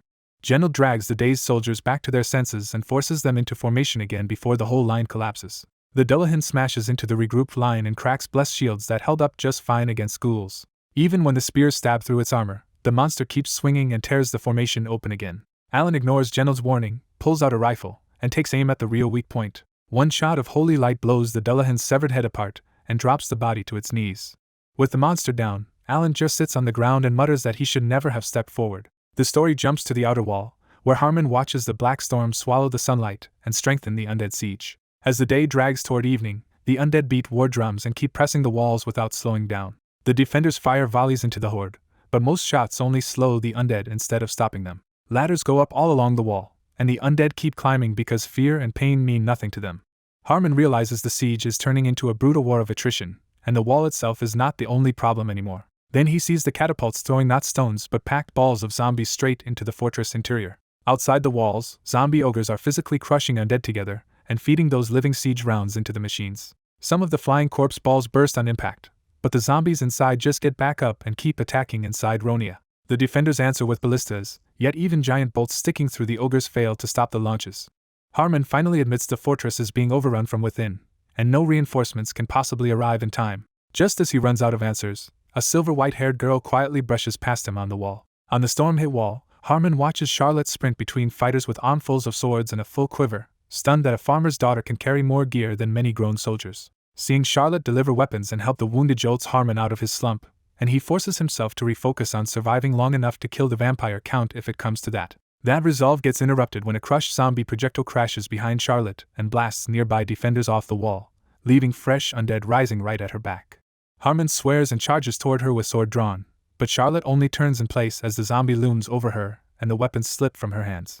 Realizing he will be too late, Harmon calls on Heim's divinity to force his body faster and throws everything into one desperate rescue attempt. Instead of freezing, Charlotte's eyes sharpen, and she rolls under the zombie's reach, snatches up a fallen sword, and draws it in one rough but controlled motion. Then Charlotte whispers a prayer to Gaia, and a soft holy glow gathers on her blade before she lunges. She drives in, pivots hard, and tears the zombie's head off with one spinning strike so sharp that even Harmon stops in shock. Harmon instantly recognizes the move as Imperial swordsmanship, and that makes the whole scene even stranger because Charlotte should have no way to know it. Charlotte steadies her racing heart and quietly basks in the fact that her secret training from the monastery's Imperial manuals actually worked. Feeling proud that she mastered what Alan never did, Charlotte turns to Harmon and asks what is wrong, only to find the paladin still frozen by what he just saw. Elsewhere at the Lord's residence, the defenders cheer because ordinary soldiers just brought down ghouls and even a Dullahan with only a few losses. The temporary divine power fades from their bodies, but the men are still ecstatic after tasting what it feels like to fight like paladins. Genold is the one left rattled, because everything he heard about the Seventh Prince being a cowardly failure now sounds completely absurd. After seeing Alan charge a Dullahan with a shovel and flood the field with overwhelming divinity, Genold starts wondering if the Imperial family treats miracles as a normal standard. He even starts taking old legends about the Holy Emperor seriously, then snaps back to command the evacuation and order an escort for the prince. Then Genold looks for Alan and realizes the prince is simply gone. A soldier nervously claims Alan left with a company of troops after supposedly getting permission, but the story falls apart because no soldiers are actually missing. The moment the contradiction sinks in, Genold treats it as an emergency and rushes into the city with 10 men to find Alan before something happens to him. The story shifts to Alan himself as he grumbles, gulps down yet another bottle of holy water, and forces his bloated body to keep moving through the city. With his divinity recharged, Alan follows the smell of death through Ronia while hunting the demonic holes feeding the undead. A ghoul bursts through a nearby door to ambush him, but Alan's dead spirit soldiers pin it in midair with a forest of spears before it can touch him. One of the undead soldiers follows up with a clean decapitation, and Alan dryly admits this recycled troop setup is crude but useful. The move catches Alan's eye because these undead can imitate the Imperial sword basics that he himself used to fail at embarrassingly. He keeps tracking the foul scent until it turns overpowering and leads him straight to the outer wall, where the worst fighting in the city is still raging. At the wall, civilians haul arrows and weapons, defenders scream for oil and stones, and the whole place looks like a collapsing battlefield workshop. The wounded keep piling up too, with bitten men screaming for help while priests race through the mess trying to keep venom and demonic contamination from killing them first. Seeing that chaos, Alan puts on a beak mask so his undead escort and his own face will not draw attention in the middle of the crowd. He heads straight for the priests and finds them cutting open a dying man's belly because holy water would kill him before it could save him. The priests explain that demonic energy has invaded the man's organs, so without anesthesia they have to cut the rot out before his insides fail completely. The soldier thrashes and begs not to die, blurting out that he has not even confessed to the girl he likes before his strength starts to give out. That is where Alan steps in, pulls out holy water, and pours it straight into the open stomach before anyone can stop him. The tainted organs explode from the backlash, splattering the priests and making one of them grab Alan in fury, convinced he just murdered the patient. Alan calmly points them back to the patient, and the priests stare in disbelief as brand new organs begin regenerating inside the ruined cavity. The man comes roaring back to life only to scream in even worse pain from the regeneration, curse the priests wildly, and finally pass out. Alan snaps the stunned priests back to work, telling them to stitch the fool up before he dies after all. Once the man's breathing settles, Alan tosses them another bottle of holy water and bluntly tells them to stop more casualties from becoming fresh undead. The priests are left shaken by the miracle and his apparent dimension magic, but with no time to question him, they immediately turn back to the other wounded. Looking over the carnage, Alan mutters that this siege should not still be dragging on against slow undead, then heads up the outer wall with his dead spirit soldiers to see the disaster for himself. As Alan nears the top of Ronia's outer wall, another catapulted mass of zombies explodes across the rampart and blocks his climb. Alan coldly orders the way cleared, and his disguised dead spirit soldiers rush ahead to carve the undead apart and shove the rest off the wall. The convicts and soldiers on the wall see Alan's escort and mistake them for paladins, so the whole rampart erupts in shocked hope. Alan ignores the commotion and finally looks out over the battlefield, where 20,000 undead have packed the fortress front in a nightmare sea of weapons and glowing eyes. The sight rattles even Alan, because his necromancer senses force the dead screams into his head while ladders, arrows, and zombie projectiles keep hammering the walls.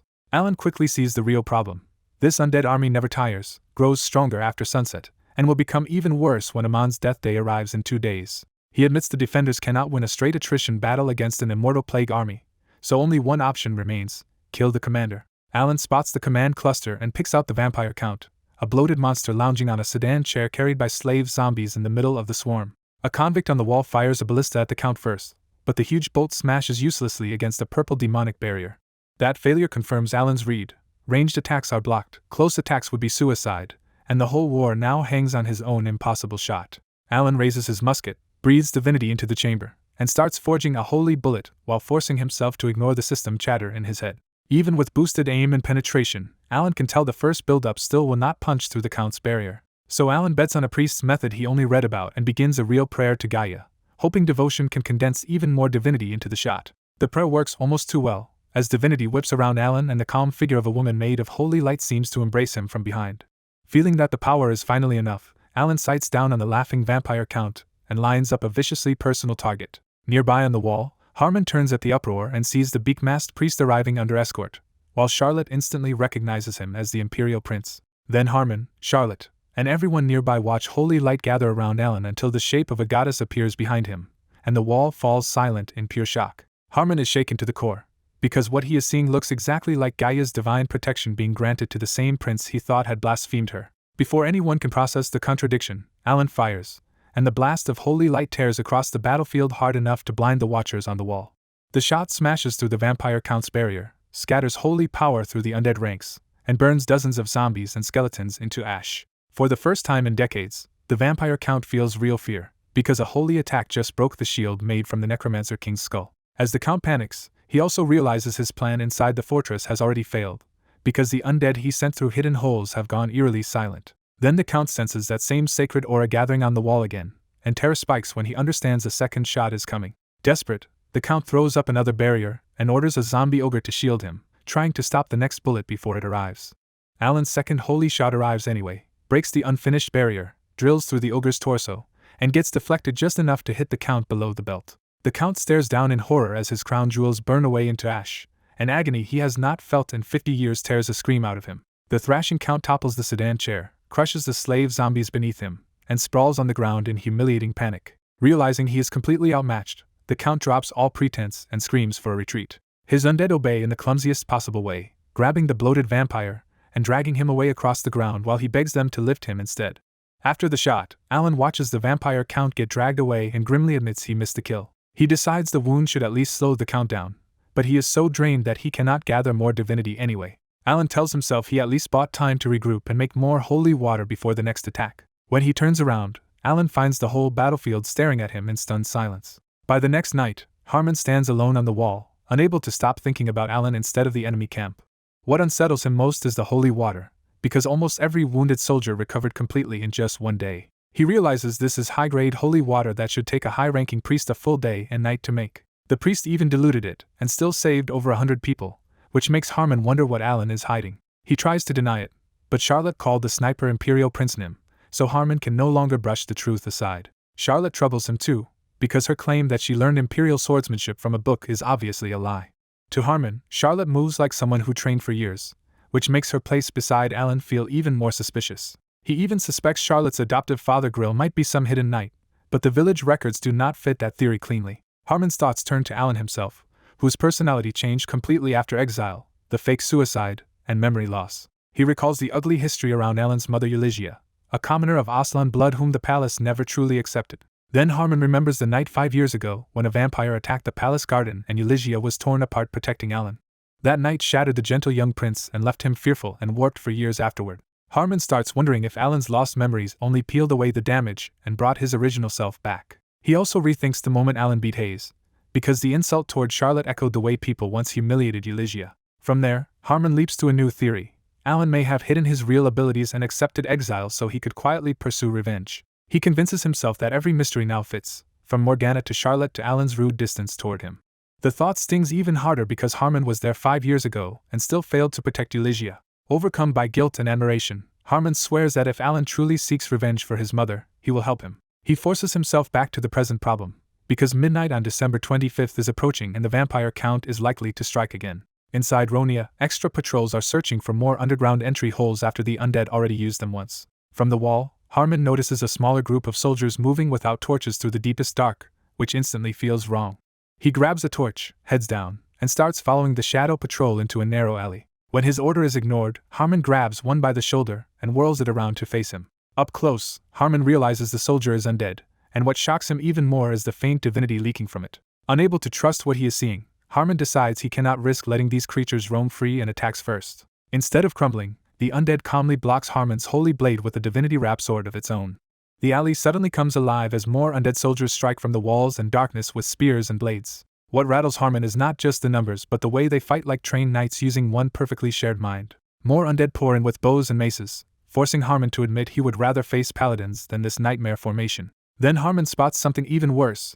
These holy undead are using a rough version of imperial swordsmanship. With dozens of blades closing on him, Harmon starts a full divine attack to wipe them out at once. A calm voice cuts through the standoff and instantly stops every undead soldier in place. Alan steps out of the darkness and leaves Harmon staring at the prince standing in the middle of the undead ranks. Later, Alan sits on the outer wall with his legs hanging over the drop, casually looking down at the corpses still scattered below. Nearby soldiers and convicts start whispering that the masked figure is the saint, and then drop to their knees to pray at him. Alan is baffled and irritated that they somehow recognized him anyway, especially when prayer is the last thing he wants from criminals. He asks when people started calling him the saint, but Harmon is in no state to answer. Instead, Harmon spirals in shock that Euligia's son has learned necromancy, and starts muttering to himself like a broken man. Still shaken, Harmon finally asks Alan directly if he really summoned those undead. Alan cheerfully admits it, even bragging that his holy undead pass for living soldiers at a glance. Alan decides there is no point hiding it now, because his undead will be useful when the Christmas night slaughter begins. Harmon, still tangled in his own assumptions, asks Alan why he went down the path of necromancy at all. Alan gives him the most useless honest answer possible. It just somehow turned out that way. Harmon blurts out the darkest possibility, and asks if Alan made a deal with the devil. Alan fires back that devil-made undead would not be overflowing with divinity, which only leaves Harmon more confused. Pressed again about how he made holy undead, Alan admits he truly does not know and falls back on his missing memories. Harmon still suspects Alan is hiding something, but Alan insists that even he does not understand what is happening. Then Alan flips the pressure back on him and asks the real question. Is Harmon about to report him to the Inquisitors? On the wall, Alan tests Harmon directly and braces himself for betrayal if the paladin decides to expose him. Instead, Harmon says reporting Alan would only make him look like a conspirator trying to frame an imperial prince for personal gain. Harmon warns that if Alan's truth comes out, the fallout could drag even the first imperial prince into danger. Then Harmon reveals he once served Euligia while guarding Alan and swears he will stand by Alan and the first imperial prince to the end. Alan does not trust that sudden loyalty at all, and Harmon's oddly compassionate look only makes him more suspicious. Before Alan can press the issue, a fresh wave of corpse stench rolls in and he realizes midnight has arrived. The clouds split open to reveal a crimson moon, and Alan dryly wishes Harmon a Merry Christmas with Halloween thrown in for free. Far outside normal rifle range, the undead stir again as the vampire count gathers crimson demonic power in its hand. From his sedan chair, the vampire count seethes over the holy shot that ruined his groin and still refuses to heal properly. Furious at the priest who humiliated him, the count tears apart a nearby zombie and swears he will seize enough power to recover and keep conquering. When the tide of death fully arrives, the crimson moon and demon-soaked fog swell the undead with muscle and strength. The count steps down into the fog, absorbs that power, and his useless bloated body reshapes into a solid, muscular monster that can finally walk on its own. Drunk on the surge, the count proclaims himself heir to the god of death and orders the undead to devour the living, evolve into vampires, and crown him king. Then he slashes his charged hand toward Ronia, launching a giant crimson blast straight into the outer wall. The impact blows a huge section of the 12-meter wall apart and showers stone, timber, and defenders into the air. With half his army still left, the Count personally advances as 10,000 undead break into an unnatural run toward the breach. Inside the fortress, a limping Hayes begs Viscount Genold to spare him from battle, but Genold coldly reminds him that this castle exists to force criminals to serve. Their argument dies instantly when the Crimson Strike rips past them and the outer wall erupts.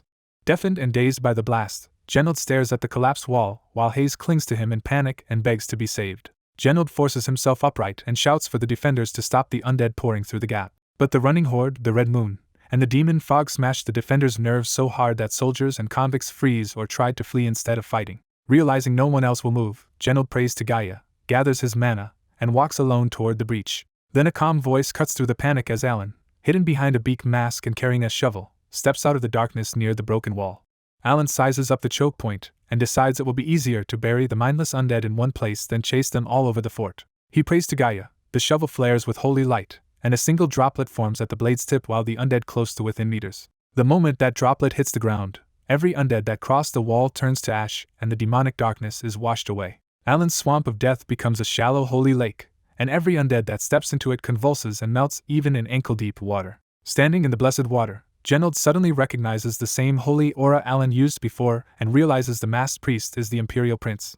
Alan follows with a second miracle, spreading a wide blessing over the soldiers and convicts as white particles pour from their bodies. The spell nearly empties him, so Alan has to steady himself and quickly drink holy water to keep going. As the whispers spread that the saint who beat the vampire is here, the defenders snap out of their terror and start looking at Alan with hope instead. Genold seizes that opening and roars that the saint, the Holy Emperor's grandson, and the 7th Imperial Prince is fighting beside them. That speech flips the mood completely, and Genold charges first, dragging soldiers and convicts into a full counterattack. The battle turns vicious as blades, arrows, oil, and fire tear through undead that keep mindlessly flooding into Alan's killing zone. Alan is moved and irritated at the same time, because their faith is working perfectly, but Genold also just shouted his hidden identity to everyone. The blessing has everyone so fired up that Alan decides he does not need to summon his own undead right now. That confidence wavers when a 4-meter zombie ogre stomps through the breach and smashes defenders aside with a mace. Harmon answers instantly, leaping in with a divinity-covered sword and cleanly taking the ogre's head off. Seeing that, Alan relaxes again and thinks the defenders may really be able to hold without his direct help. Then a foul presence crashes onto the field as the vampire Count appears in a new muscular form, wrapped in crimson power and walking on his own. One sweep from the Count blasts dozens of defenders apart, and the dead start rising again as fresh zombies right in front of their allies. Harmon rushes the monster, but the Count casually blocks the holy sword and snarls that he wants the priest who humiliated him. Alan instantly realizes that very personal grudge is aimed straight at him. When the Count sniffs out the holy scent on Alan, the monster locks onto him and charges through the soldiers to devour him personally. Alan jumps up, summons his musket, and aims at the Russian Count because this is no longer strategy now, just survival. Near the broken outer wall, Charlotte and Grill stop hauling supplies and join the villagers in hacking down zombies with farming tools. The defenders are tangled up in brutal close combat, but the surge of battle has burned the fear out of them, and even Grill is grinning as he swings. When Charlotte reaches for a proper weapon from a supply wagon, Grill barks at her to stay behind him because he is dead set on protecting his adopted daughter. Charlotte can only give a strained little smile, because Grill looks brave but fights like an amateur, and she is more worried about him getting hurt. The mood changes instantly when shouts about the vampire and the Imperial Prince ring out, and Charlotte snaps her head toward the threat.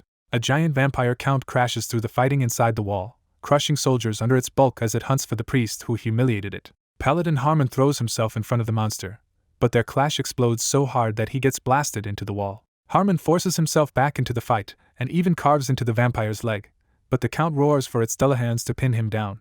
Pinned by the headless knights, Harmon shouts to Viscount Genold that the prince is in danger, and the order to protect him finally spreads through the battlefield. Before the knights can cut the monster off, the vampire Count swells with crimson power and spits a breath of death into the men below. The breath instantly rots the defenders where they stand, and the dead rise again as new undead while the Count laughs at the slaughter. A divine bullet suddenly smashes through the Count's demonic barrier, and the monster whips around in fury toward the priest with the musket. Knights try to box the Count in with shield and spear formations, but the vampire ignores them and charges after Alan anyway.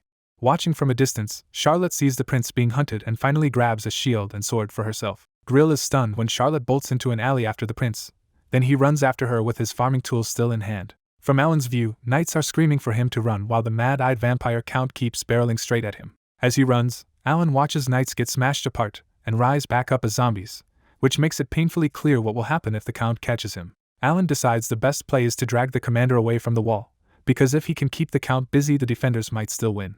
That plan almost falls apart immediately when Alan looks back and sees the vampire smashing through whole houses to keep up with him. Alan tries to start a prayer for another holy shot, but the Count senses the divinity and hurls a house roof at him before he can finish. Alan dives into a side alley just before the roof crashes down and seals off the path behind him. The Count peeks around the corner with a smug grin, and Alan realizes he cannot spare the time to gather enough divinity for another bullet.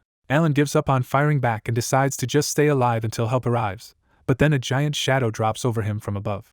The vampire Count is floating overhead, arms spread wide as it sucks in air for another breath of death, and Alan knows he has nowhere to dodge. Just as the breath pours down, Charlotte suddenly charges in front of Alan and braces a huge steel shield against the blast. Grill dives in beside her to help hold the shield, and Alan instinctively shoves from behind as all three are driven backward by the impact. The shield starts melting and their hands begin to rot away, so Alan reinforces the equipment with divine aura and yells for them to push back. When reinforcement alone is not enough, Alan starts praying to Gaia and pours the last of his divinity into protecting all three of them. The steel shield finally breaks, but Alan's prayer replaces it with a giant shield of pure divinity that slams head-on into the Count's breath. The collision explodes so violently that the alley is blown open, the vampire's mouth is torn apart, and its body crashes to the ground with its barrier shattered. Alan is spent and can barely stay upright, so Charlotte catches him before he falls while Grill collapses unconscious nearby. The Count is still alive, writhing on the ground as holy flames burn through it, and grotesque boils burst across its body. Alan tries to pull out holy water but is too drained to even hold the bottle, so Charlotte lifts it to his lips and lets him drink.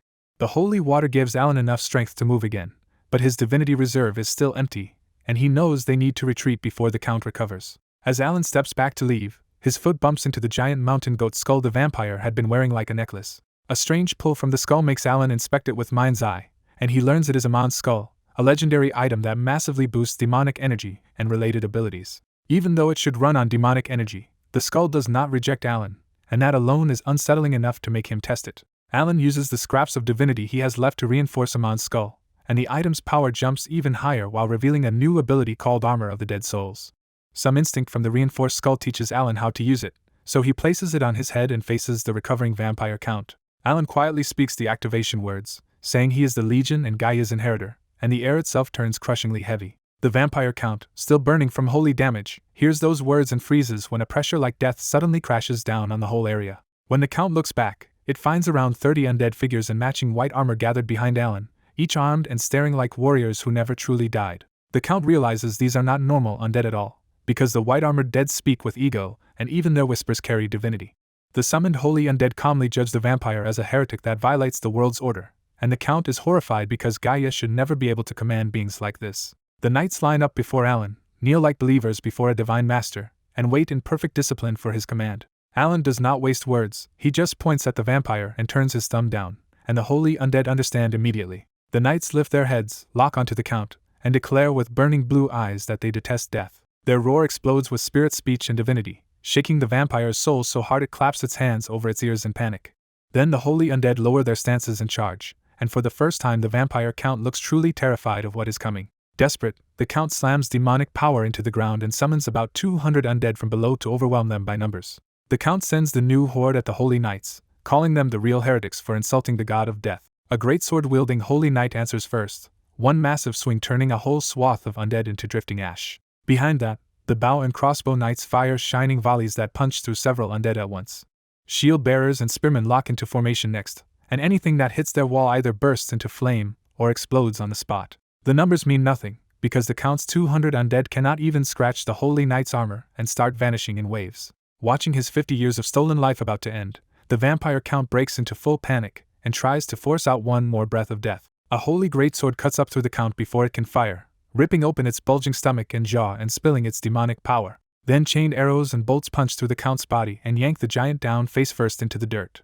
The holy undead pile on without hesitation, crushing the vampire's legs under their shields and trapping its throat with a ring of spears. With the battle already decided, Alan's 30 holy undead pinned the vampire Count down so completely that it could not move at all. Alan walked up to the fallen vampire and calmly removed Amon's skull from his face, finally showing the monster who had beaten him. The Count panicked and begged for his life, horrified that the priest standing over him was only a boy with a devilish smile. When the Count tried to lift his head, Alan stomped it back down and raised his musket right in front of the vampire's eyes.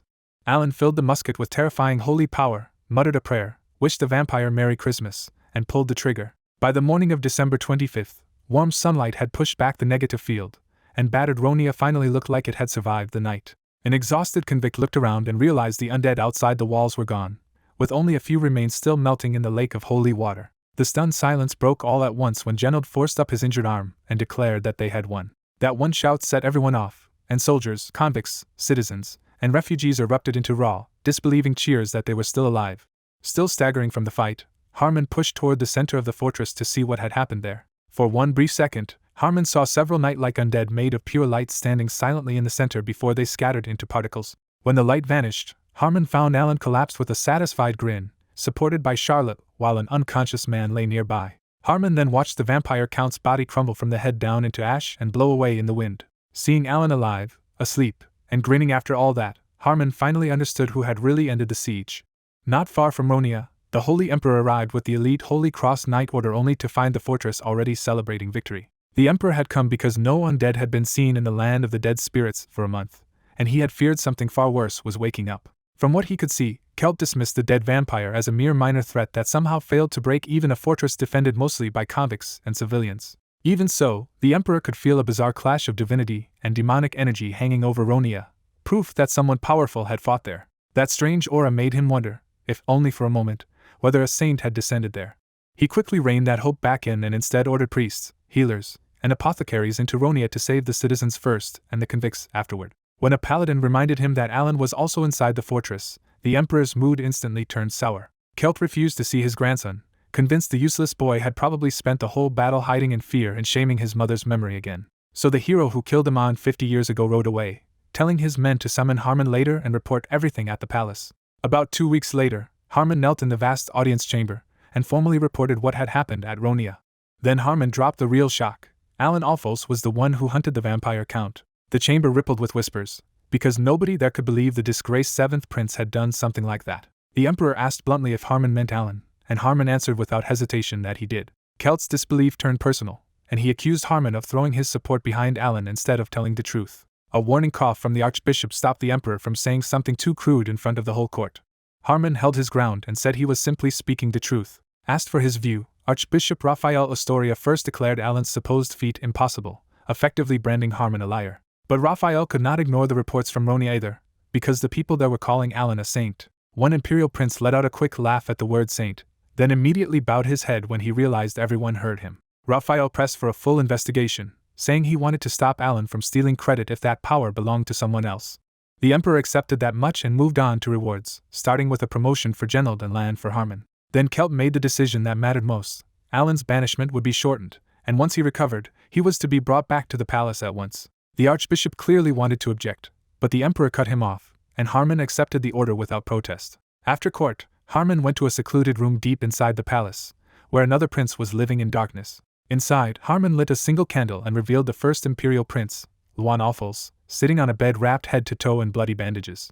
Luan answered Harmon's greeting with bitter laughter, saying that calling this miserable half-life well was almost a joke. His curse had rooted demonic energy in his heart, so his body was rotting from the inside and slowly turning him into a living corpse that could not be healed. Luan listed what the curse had already stolen from him, because touch, smell, and taste were gone, and even sight and hearing were now fading next. When he heard Harmon had defended Alan, Luan snapped and grabbed him by the collar in furious disbelief. He raged that Alan was the trash who caused their mother Eulygia's death and mocked Harmon for backing someone so unfit to inherit anything. But that brief outburst cost him immediately, because blood began dripping from his hands and he had to let go. Luan steadied himself, admitted he had gone too far, and said he knew Harmon was not the kind of man to switch loyalties for convenience. Harmon blamed himself instead, insisting that Alan was not responsible for Eulygia's death and that he had failed her by leaving to seek reinforcements. Luan rejected that guilt too, reminding Harmon that it was his own order to bring help, and that without that decision both princes would have died. With that history laid bare between them, Harmon finally asked the question at the heart of it all. Did Luan truly hate Alan that much? Harmon warns the first prince that Alan may have played the fool on purpose, enduring disgrace and exile so he could quietly build strength for Eulygia's sake. Luan dismisses the idea outright and pities Harmon for spending too long around someone he still sees as a hopeless idiot. Even after being brushed off, Harmon refuses to let go of the thought that Alan needs a powerful backer before his revenge can crush him instead. With a new plan in mind, Harmon heads back toward the land of the dead spirits instead of giving up on Alan. Several weeks after the tide of death, Ronia still looks miserable, and Grill is stuck hauling thawed undead corpses instead of farming. Grill bites back his complaints when he sees even Ronia's feudal lord working in person beside his knights. Han sneaks over during the cleanup and slips Grill a torn piece of expensive-looking paper he looted from an undead body. Since he cannot read, Grill only notices that the document looks old and valuable, so he decides to ask Charlotte to show it to the Imperial Prince later. Back in his room, Alan savors a real meal like a man seeing heaven after weeks of misery. That relief has limits, because Alan has been comatose for 3 weeks and is still so battered that he can barely move. The healers told him he wrecked himself with extreme divinity exhaustion, and only constant holy water and medicine kept him from ending up crippled. Alan still counts the outcome as a win, because being bedridden means no one can drag him into more cleanup work in Ronia. Charlotte quietly asks if the food tastes good, and Alan immediately realizes she is waiting for his honest reaction to the meal she made. When Alan praises the meal, Charlotte gives him a small rare smile that lands harder than she probably meant it to. But Alan cannot shake the fact that Charlotte is no ordinary girl after watching her block a vampire count's breath attack with a steel shield.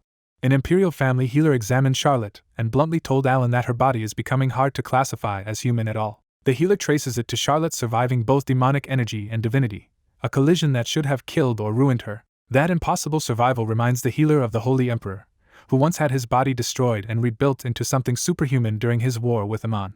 Alan uses mind's eye on Charlotte and sees the answer plainly. She now has a superhuman physique and the makings of a true hero. Before Alan can get back to eating, Harmon enters with unusually proper etiquette and a message that changes everything. Harmon announces that the Holy Emperor has ordered Alan to return immediately, and the shock makes Alan drop his fork on the spot. Alan treats Harmon's repeated visits like a siege of his own, physically shoving him out of the monastery before the summons can even be finished. When simple refusal fails, Alan has Charlotte bring salt and dumps the whole bucket on Harmon like an exorcism that still does not work. Harmon keeps showing up at breakfast, lunch, supper, and even Alan's window at night until Alan starts seeing him as an unstoppable machine built to ruin peace. Charlotte worries when Alan sends Harmon away again, but Alan just tells her to ignore it and eat. Too kind to leave him standing there, Charlotte brings Harmon sandwiches, and Alan slams the door the instant Harmon tries the summons again. As winter gives way to spring, Alan clings to monastery life and buries himself in grimoires instead of returning to the Imperial Palace. One of the books teaches divine control well enough to help Alan beat the vampire, but its author's obsessive praise of the goddess still rubs him the wrong way. His bigger problem is Amon's skull, because the relic can unleash divine skills almost without limit but leaves him horribly drained afterward. After testing the skull in an empty field and collapsing again and again, Alan admits the recoil is too severe to keep using carelessly. He turns to another massive Raphael Astoria book on revival, hoping healing theory might show him a safer path forward. Late that night, Charlotte appears in a winter robe and quietly asks if Alan really plans to return to the Imperial Palace. Alan rejects the idea instantly, because to him the palace is a nest of people who already exiled him and may still want him dead. That word, dangerous, lingers with Charlotte as she gives a strained smile and says goodnight. Alan walks Charlotte to the monastery gate and finds Harmon still waiting there like a patient sentinel in the dark. Alan still thinks Harmon is a stalker, but he has to admit the paladin does one decent thing by escorting Charlotte home at night. Back in her room, Charlotte changes for bed but keeps turning over Alan's words, now convinced the Imperial Palace is truly dangerous for him. She starts imagining that the same people who drove Alan into exile may still be targeting his life, which makes his refusal to return suddenly feel painfully reasonable. Charlotte wishes Alan would trust her enough to share what burdens him, but that thought immediately turns into self-doubt about whether she could help at all. Remembering Alan casually destroying the vampire count while she could do nothing, Charlotte decides she is still far too weak to protect him. So Charlotte makes herself a blunt promise. If Alan is walking back into danger, she has to work even harder than before. On her way out, Charlotte notices an old blood-stained document abandoned on a shelf, the same kind of strange paper Grill had scavenged earlier. Then she steps outside and freezes when she hears Harmon asking Grill whether he has any interest in entering the Imperial Palace. When Harmon says Grill is being summoned to the Imperial Palace for helping Alan against both the vampire count and Morgana, Grill jumps from flustered to outright panic. Harmon quietly runs through Grill's absurd record in his head and becomes even more convinced that this farmer is hiding something big. His suspicion deepens when he remembers Charlotte's swordsmanship and starts wondering if Grill is really a hidden guardian knight assigned to protect the prince. Seeing how troubled Grill looks, Charlotte steps in and asks about the old document she is holding to try to ease the situation. Grill explains that Hans handed him the paper after the fighting in Ronia, and he simply brought it home because he thought it might sell for a little money. Charlotte warns him that loot taken from undead can carry dangerous curses, which only makes Grill laugh more awkwardly and try to act casual. When Charlotte slowly reads out the faded name Her Eyes, Harmon immediately rushes over, realizing the old paper might be something important. The Imperial Seal tells Harmon this is a real noble certificate from the long-lost Her Eyes family, and Grill immediately tries to hide it before a paladin asks too many questions. As Harmon remembers the Her Eyes family died fighting Amon 50 years ago, the pieces click together, and he starts seeing Grill and Charlotte as their surviving descendants. In Harmon's eyes, Grill has been secretly guarding the north while Charlotte has already chosen to serve Alan from his side, just like loyal heirs of her eyes should. Even after deciding their hidden identity must have its own reason, Harmon refuses to let a family like this disappear from history. He finally breaks the silence by declaring that he will write a recommendation letter for Charlotte. Then Harmon shocks Grill by asking if Charlotte should be sent to the Imperial Palace, not as a servant, but as a knight and even a paladin. Harmon goes even further and promises to report her to the Holy Emperor, secure a fitting peerage, and even recommend her to the Academy if needed. When Harmon asks Charlotte directly, he tempts her with proper training in Imperial swordsmanship and the chance to become a real help to Alan. That one promise lands perfectly, because Charlotte only asks for one thing in return: she wants to stay by Alan's side. Harmon reassures her that he intends to escort Alan back to the palace no matter what, which only hardens his own determination even more. That same night, Harmon writes to the Empire, setting Alan's return and Charlotte's future in motion.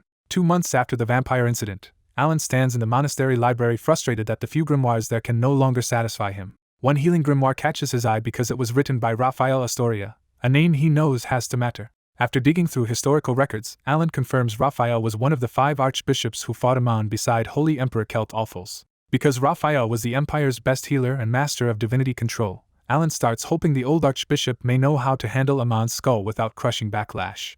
Before he can follow that thought further, a knock at the door brings Harmon back again with the exact same purpose as always. This time Harmon is not alone, because a full escort of paladins, priests, and a large carriage is already waiting outside, and Charlotte is standing there in a maid uniform looking worried. Harmon bows and plainly tells Alan it is time to leave, making it obvious that asking for permission is over. Alan glances down at Raphael's grimoire and accepts the trip at once, deciding the capital might be exactly where he needs to go anyway. On the road to the capital, Alan keeps reading inside the carriage and mutters that he never expected a whole paladin corps to be sent just to fetch him. He privately decides he still cannot tell the truth about the vampire count, and will have to mix facts with lies if anyone presses him. Harmon notices Alan genuinely enjoys studying magic, while Charlotte sleeps beside them with her head against the carriage wall. Alan brushes the question off lightly, but Harmon's meaningful stare shows he is still weighing far more than casual small talk. A paladin knocks from outside and announces that they have reached Lawrence's, the capital of the theocratic empire. Alan leans out and is instantly impressed by a fantasy capital far grander and more beautiful than anything he imagined. As the carriage rolls through the towering gates, Alan feels both wonder and tension because this holy city is also where his imperial family is waiting. He jokes about not getting a triumphant reception, and Harmon awkwardly explains that the Holy Emperor dislikes flashy pretensions. Watching the clean streets, lively markets, happy citizens, and steady patrols, Alan starts thinking the Holy Emperor may actually be a wise ruler. For a moment he relaxes and enjoys the city like a tourist seeing a new world for the first time. That mood dies instantly when a rotten stench slams into him so hard he covers his nose and feels his stomach turn. When Alan asks if undead could be hiding inside the capital itself, Harmon's face hardens on the spot. Their procession halts in the street, and Alan steps down with Charlotte and Harmon staying close as he follows the foul trail on instinct. He passes through a bright, noisy marketplace full of ordinary life, which only makes the hidden smell of death feel more wrong. The trail leads him into a narrow shaded alley so quiet and gloomy it feels cut off from the city just a few steps away. There they find the horror waiting, a beautiful severed woman's head on the ground with flowers around her neck, and her bloodless headless body hanging above on the laundry lines. Before anyone can recover, the severed head snaps its eyes open and starts screeching, proving the victim has already become undead. Alan reacts instantly, pressing his hand onto the screaming head and burning it away with divinity, until only a bleached skull and drifting ash remain. The stench still hangs in the air, so Alan realizes the thing that made this undead is still somewhere nearby. He bursts back into the market, summons his shovel, and locks onto a red-haired man moving through the crowd as the likely source. The red-haired man flinches, glances back, and silently confirms he knows Alan is chasing him. Then the death stench thins out, the red-haired man vanishes into the crowd, and Alan is left groaning that he is already in deep trouble the moment he arrived in the capital. As Alan's carriage passes a market alley sealed off by paladins, the crowd whispers that another bloodless murder has happened again in the capital. Harmon mistakes Alan's grim face for shock, but Alan is not rattled by murder itself. He is already dreading the trouble this case is about to dump on him. The carriage reaches the Imperial Palace, where servants line up in perfect rows and Harmon immediately separates Charlotte and Alan to be escorted to their own rooms. Walking through the glittering palace halls, Alan keeps replaying the severed head, the bloodless corpse, and the foul demonic smell that he recognizes from Ronia. That smell confirms the worst for him. A vampire is hiding in the heart of the theocratic empire, and Alan instantly decides he wants out before this turns into another Ronia. Even while planning to flee, Alan decides to rob the palace library first and asks a terrified maid for directions instead of letting anyone guide him. Alan figures he can slip past his escorts later by pretending to sightsee, leave Charlotte under Harmon's protection, and disappear with a few grimoires and some cash. His clean escape plan falls apart fast when the palace maze defeats him and he wanders into the garden instead of the library. In the quiet garden, Alan notices a bronze statue of a smiling woman named Elysia and realizes she died about 5 years ago. A grumbling old gardener suddenly snaps at Alan for not greeting him first and orders him to carry over a hoe and a bucket like a lazy new hire. Alan is stunned that anyone would boss around an imperial prince, then realizes his own ragged clothes make him look more like a worker than royalty. He ends up obeying, and as the old man calmly finishes the garden work, Alan starts feeling a strange familiarity he cannot place. When the old man's rough hands get dirty, Alan instinctively wipes them clean with his own handkerchief and asks why one old worker is left to maintain such a huge garden alone. The old man finally says Alan's memory loss must be real, because the boy cannot even recognize his own grandfather. Alan uses mind's eye and gets the full shock at once. The harmless gardener is actually Kelt Alphos, the Holy Emperor and the Empire's legendary monster of a ruler. Alan really does try to run after that, but the late arriving gardeners panic at seeing the Emperor at work and Alan gets hauled straight to the audience chamber instead. In the huge audience chamber, Alan faces rows of paladins, nobles, and clergy glaring at him, while the same old man now sits on the throne in full imperial splendor. Before the Emperor even presses him, Alan catches the nobles whispering that he could not have killed a vampire and must be taking credit for some hidden expert's work. When the Holy Emperor asks if the story is true, Alan quickly decides this is less about praise and more about testing whether he can hunt vampires at all. So Alan answers carefully, admitting the hunt happened but spreading the credit across Harmon, Charlotte, Viscount Genold, and the people of Ronia instead of claiming the kill for himself. Alan's careful answer catches the Emperor's interest for a moment, but the nobles just sneer harder and decide some masked expert must have done the real work while Alan hid. After a quiet word from a retainer, the Holy Emperor suddenly cuts the audience short and tells Alan to go rest instead of pressing him further. Alan is almost out the door when he stops and bluntly warns the whole chamber that a vampire is stalking Lawrence's, and the citizens are terrified. The warning makes the room go ice cold, and Alan walks out realizing too late that he may have said the one thing nobody wanted spoken aloud. After Alan leaves, Kelt privately compares him to the cowardly boy from half a year ago, and cannot ignore how different this prince now stands and speaks. Harmon's report already told Kelt that Grill and Charlotte are descendants of the Herais bloodline, which at least explains how Alan could have had enough help to bring down a vampire count. Even so, the details from Ronia sound absurd to him, because the Herais line was known for swordsmanship, not for pouring out overwhelming divinity. Genold's report claims Alan healed dying soldiers, found the undead tunnels, and even received Gaia's protection before piercing the vampire with a musket shot. Kelt wants to dismiss all of it as lies and flattery, but the sheer number of eyewitness reports leaves behind one stubborn thread of hope. So he asks his loyal retainers for their judgment, and they instantly reject every story because no one wants to believe the disgraced 7th Prince could really do any of it. In the audience hall, Holy Emperor Kelt Alphos rubs his brow and watches the nobles circle the succession question like vultures as his abdication draws near. Kelt's thoughts drift to Elysia and to Luan, the kind and capable heir she raised, and that only makes his bitterness worse because Luan's weak health means the throne still cannot go to him. Even so, Kelt refuses to hand the empire to the other princes while vampires still hide inside imperial society, because the next emperor has to be someone who can root them out. He remembers the 7th Prince warning that vampires were hiding in Lawrence's, and for the first time Kelt wonders if the boy might truly have the talent to expose them. That thought is interrupted when Count Fomer, one of Luan's supporters, steps forward from the nobles and kneels before the throne. Fomer asks the emperor to investigate more deeply, keep the 7th Prince in the capital until Elysia's memorial, and recognize that killing a vampire already counts as real atonement. Fomer pushes further and proposes a banquet honoring the heroes of Ronia, giving Kelt the perfect excuse to keep Alan close and judge him in person. Kelt agrees, deciding that Alan's fate will now hinge on how he carries himself at the banquet. A week later, Alan is living shamelessly well in the palace, sprawled on a ridiculously luxurious bed with snacks and grimoires, and starting to think princely life is amazing. The comfort calms his nerves too, because with priests and paladins packed into the palace, Alan figures no vampire would be crazy enough to move against him here. But even after reading the palace grimoires, Alan still feels stuck, as if both his divinity control and his reserve have hit a hard ceiling. He sneaks out hoping to test Amon's skull, only to find a tense paladin already guarding his door and killing that idea on the spot. Alan covers with a lie about fetching more grimoires, but the escorts insist on following him anyway, proving he still cannot move freely in the palace. At the Imperial Library, Alan finally gets a little space by making the paladins wait outside before he enters alone. Inside the quiet library, he finds a lone blonde girl in a high-ranking attendant's robe studying under a lantern instead of an ordinary maid. Alan casually comments on her late-night studying, and the girl freezes in pure fear the moment she realizes which prince is standing in front of her. She stumbles away as Alan awkwardly assures her he only came to read, but her silence makes it obvious that his old reputation still terrifies her. Remembering how easily appearances fooled him before, Alan uses mind's eye on her and is stunned to learn that this frightened girl is Alice Astoria, Raphael's granddaughter, with enormous divinity and even a trait called God's Fragment. Then the mood shifts again when Alice peers at him in confusion and asks if he really is the Imperial Prince at all.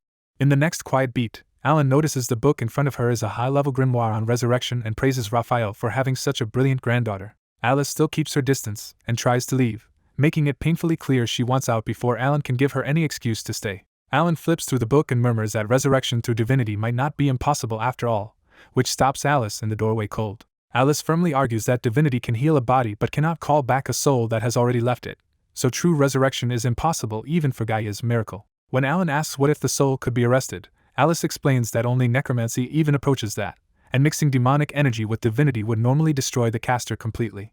Alan keeps pushing anyway, and their talk shifts from resurrection into how prayer, mana, demonic energy, and magical tools all shape the use of power. Alice explains that prayers and incantations are really ways to organize the image in the mind, and that a caster with effectively infinite divinity could skip those steps and shape nature directly. The discussion runs until dawn without Alan noticing, and when the lantern finally dies he looks up to find morning light flooding the library. By then Alice has already slipped away, leaving Alan oddly satisfied because her answers finally blew away the mental blockage he had been fighting. The moment Alan opens the door, Harmon is waiting with a troubled face and a reminder that the Imperial Banquet is only 1 week away.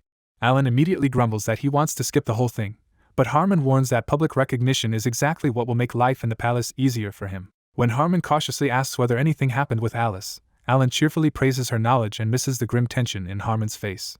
Alan gets offended when he realizes Harmon suspected him, only for Harmon to quietly remind him that he already tried to assault Alice once before. Elsewhere in the corridor, Alice walks alone replaying the night and wondering how the 7th prince could look the same yet feel like a completely different person. She knows he supposedly changed after losing his memories, but to her the difference ran deeper, almost like two clashing natures were mixed inside him.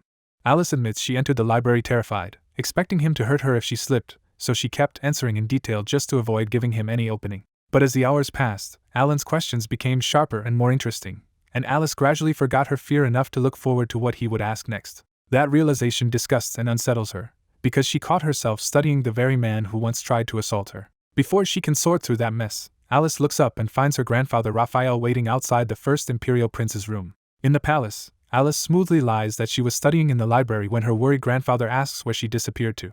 Raphael fondly praises her curiosity, then warns her to stay away from the 7th Imperial Prince who is somewhere in the palace. The warning hits hard because Alice is secretly thinking about that awkward night she already spent with Alan. She hides it with a bright answer, and Raphael melts into doting affection as she comforts him instead. Raphael still worries that the next task is too heavy for her, but Alice insists she can handle it. He hands her a bird-beak mask and medical robe, and together they head into the first Imperial Prince's room. Inside, Juan thrashes in unbearable pain while his body keeps rotting, so the masked healers pin down and bind his limbs before healing can even begin. Alice pours everything into the treatment, but even her talent means almost nothing against a curse that has already tainted Juan's heart. 7 hours later, the treatment ends in failure, and the exhausted healers file out looking completely crushed. Raphael tries to comfort Alice by calling the task impossible, but the word lands like a death sentence right in front of her. Seeing her break, Raphael tells her to rest while he handles the report to the Imperial family. Alice barely makes it around the corner before her legs give out, and she collapses into a squat in the corridor. Alone at last, she is crushed by one thought: even with Gaia's fragment, she still could not heal him. The deeper truth terrifies her. Juan is not just dying, he is on the verge of becoming undead, and ordinary healing cannot undo that curse. Then Alan's earlier words come back to her, and for one desperate moment she clings to the impossible idea of resurrection. She searches everything she knows, but in the end there is still no answer, and Alice is left clutching her head in pure frustration. Back in Alan's room, he goes over Harmon's secret report on the 7th Prince's past and immediately notices one glaring omission. When Alan asks why Alice was left out before, Harmon admits he hid it to keep scandal from spreading even further. Alan keeps digging and realizes the report also says nothing about the 7th Prince's own parents. Harmon acts like Alan already remembers his parents, but Alan bluntly says he has forgotten them completely. Harmon still refuses to believe him and insists they are on the same side, which only makes Alan more suspicious. Pressed at last, Harmon paints Alan's old life with his parents as an ordinary happy one, but his evasive eyes make the lie obvious. Alan realizes the palace staff are all hiding the same subject, which tells him the truth about his parents is tied to dangerous imperial secrets. Trying to steer him away again, Harmon brings up tomorrow's banquet and asks if Alan has prepared for it. Alan casually says no, because he skipped etiquette lessons entirely and spent his time on magic instead. Harmon warns that nobles will mock him, then points out that Charlotte has been studying hard just so she will not embarrass Alan in public. Alan tells Charlotte to just relax and enjoy it, but Harmon reminds him a palace banquet is nothing like an ordinary party. Then Harmon drops one more warning by asking what Alan will do if the first Imperial Prince shows up there too. Alan immediately spots that this prince is missing from the report too, and Harmon's flimsy excuse convinces him something serious is being hidden again. Alan forces the answer out of him, and Harmon finally reveals that the first Imperial Prince is Luan Alphals, Alan's older brother from the same mother. The next day, the Imperial banquet opens in the Grand Hall, glittering with nobles, diplomats, music, and lavish food. Alice attends in Raphael's place and politely endures a stream of flattering nobles while knowing her grandfather will be furious later. She came because Raphael stayed behind to care for Luan, and she wants to protect her grandfather's standing even if it earns her his scolding. Then Count Fomer appears, charming as ever, and greets Alice with smooth praise that immediately puts her on edge. Around them, the nobles whisper that Fomer is popular with the common people and close to Raphael, yet they still sneer because he serves the sick first Imperial Prince. Fomer kneels and kisses the back of Alice's gloved hand, but instead of feeling honored, she is hit by a wave of disgust she cannot explain. She cannot even hold his gaze, and that instinctive revulsion makes her want to get away from him immediately. A perfect excuse appears when Count Genold and Grill enter looking hilariously stiff, clearly overwhelmed by the luxury around them. Alice quickly escapes to them, introducing herself on Raphael's behalf because these two are much easier to talk to than the sharks around her. Even there, Alice suddenly feels Fomer's gaze crawling over her from behind, especially at her neck, and the chill comes back at once. Before she can break, the Chamberlain announces Alan's arrival, and Fomer immediately excuses himself to greet the prince. When Alan steps into the hall, the nobles look his way for a moment, and then casually ignore him. But the hall cannot ignore Charlotte, whose platinum hair, red eyes, and crimson dress instantly steal every gaze in the room. Charlotte lifts her dress and offers Alan her hand with flawless grace, carrying herself more like a knightly noble lady than a servant. Even Alan is thrown off, and he half jokes that Charlotte must secretly belong to some noble house. They settle in a corner of the hall, but the nobles keep whispering that Charlotte cannot possibly be just a maid. Watching her, Alan realizes just how hard she worked to master etiquette for his sake, and her quiet loyalty leaves him puzzled. Count Fomer approaches Alan directly, greeting him with unusual warmth after briefly noting Charlotte and Harmon. Alan remembers from Harmon's report that Fomer publicly supports both Luan and the Seventh Prince, which makes this open greeting meaningful. Fomer speaks to Alan more kindly than the other nobles do, presenting himself as a clean, popular lord who regrets not being there when Alan was humiliated before. The moment their hands meet, Alan activates Mind's Eye on Count Fomer, ready to see what this smiling noble is really hiding. At the banquet, Alan quietly checks Count Fomer with Mind's Eye and is jolted to find the Count tagged as a thirsty vampire obsessed with blood and beheading nobles. Alan tests him on the spot, but even with divinity flowing into the handshake, Fomer's skin does not burn at all. Without showing his suspicion, Alan scans the hall and realizes several nearby guests also carry the blood-sucking trait. Alan smoothly switches tactics and offers Count Fomer a drink, secretly turning the wine into makeshift holy water with divinity. Fomer accepts the toast and downs the whole glass, while Alan watches for any sign that the holy wine is working. Even after swallowing divinity, Fomer only acts mildly dizzy, which tells Alan this vampire is hiding his nature far better than normal undead. Alan abruptly smashes his glass and slashes the back of Fomer's hand with the shard to see whether the wound heals like a vampire's should. Harmon is ready to intervene, Charlotte instantly turns wary, and Fomer subtly keeps the cut visible to show it is not healing.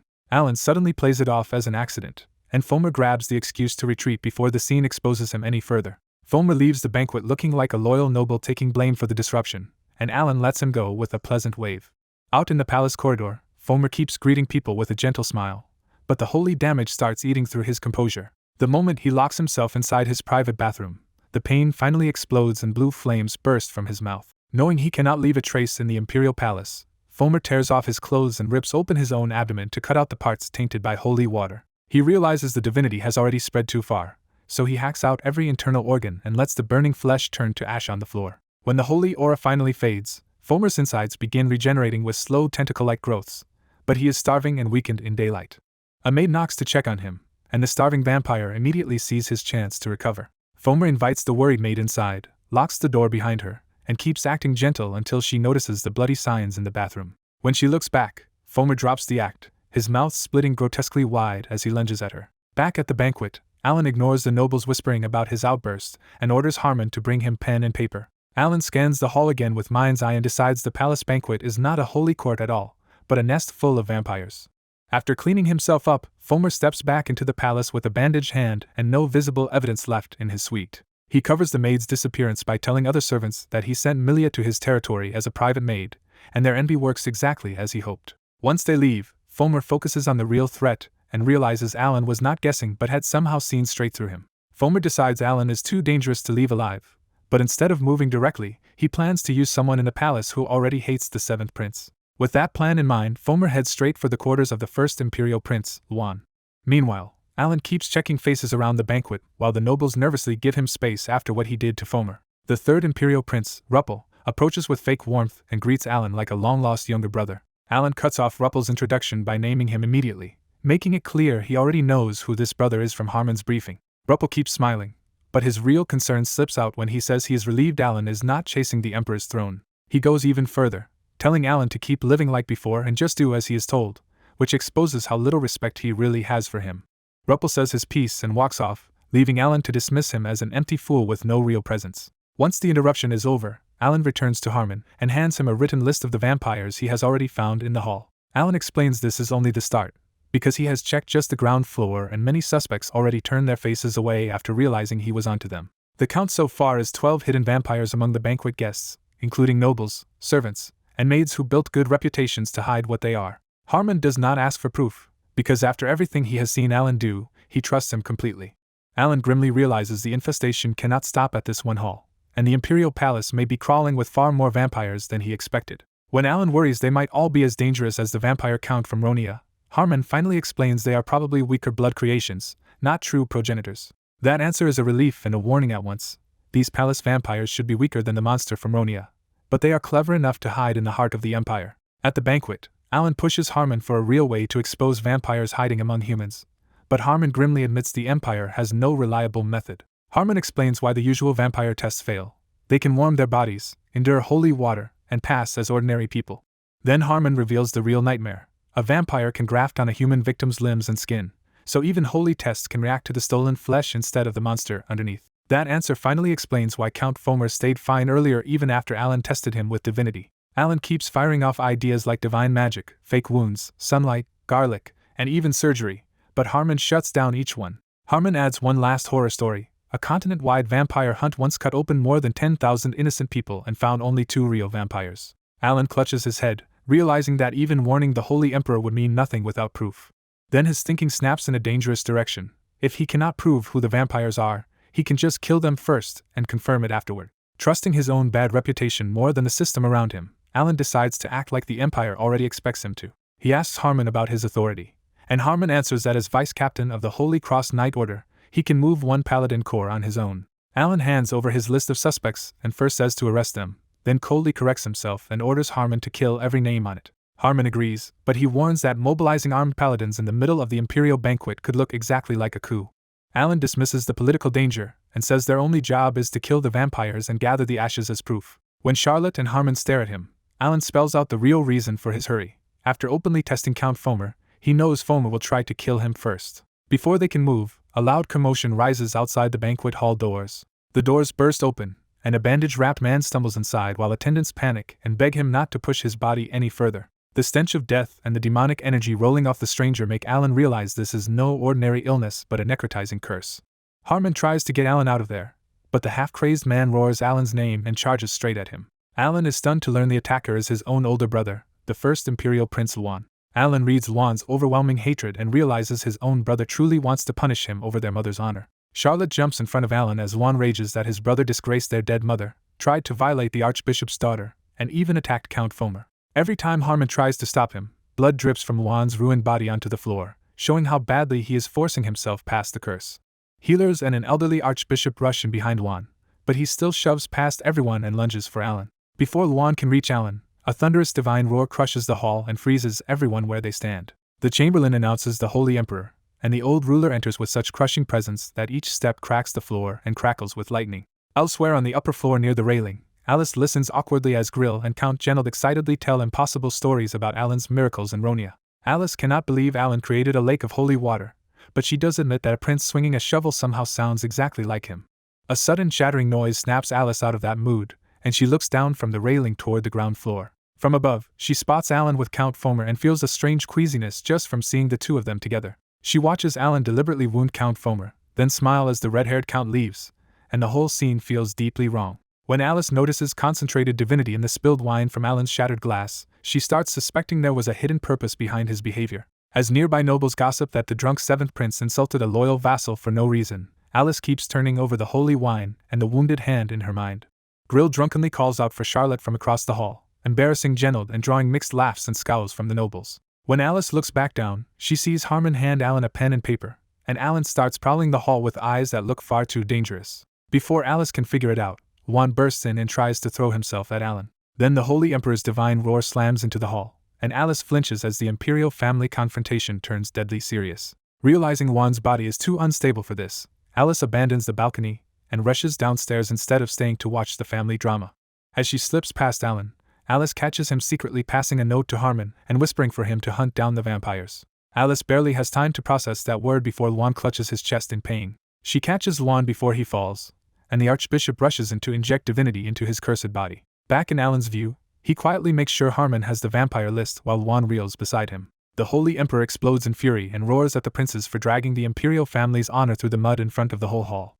Alan can only think that this terrifying emperor would feel more at home in a screaming family melodrama than a sacred imperial court. When the emperor demands an explanation, Juan throws the issue straight at Alan by accusing him of insulting Count Fomer. Alan admits he did it, but he knows saying Count Fomer is a vampire right now would only drive the real enemies deeper into hiding. So instead of revealing the vampire plot, Alan shrugs and claims he was simply too drunk and made a mistake. The Holy Emperor does not accept that excuse and stares at Alan as if he already knows there is another reason. Alan doubles down and asks why there would be any other reason at all. Juan, breathing hard and still full of rage, snatches a nearby wine glass and hurls it down at Alan's feet.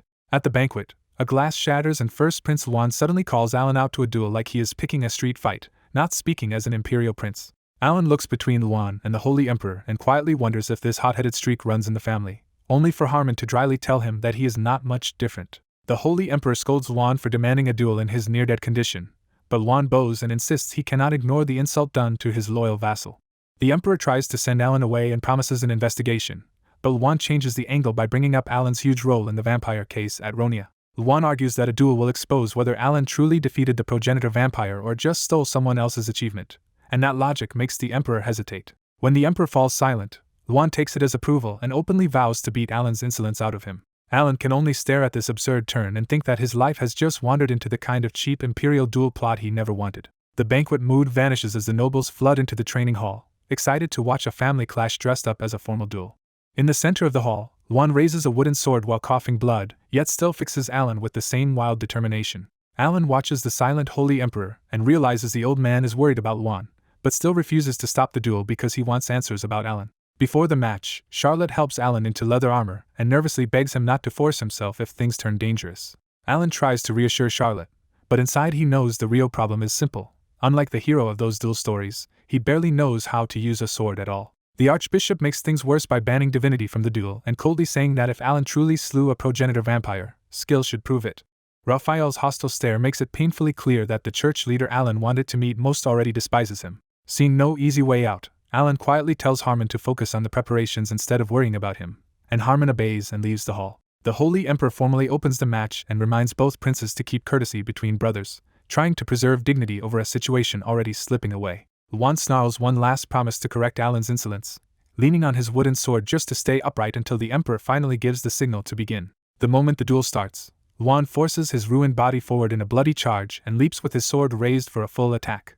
Instead of fighting, Alan drops his own wooden sword, bows neatly, and surrenders on the spot. Alan doubles down without shame, saying he is too terrified of his older brother to continue and that the noble first prince has won. Then Alan starts clapping and even urges everyone else to applaud, turning a sacred duel into a painfully awkward public farce. From the Emperor's side, the ugly truth is clear. He allowed the duel because he needed to test whether Alan might truly be saintly enough to inherit the Empire's future. So when Alan instantly surrenders and keeps clapping, the Emperor feels his anticipation collapse into anger at this childish wreck of a duel.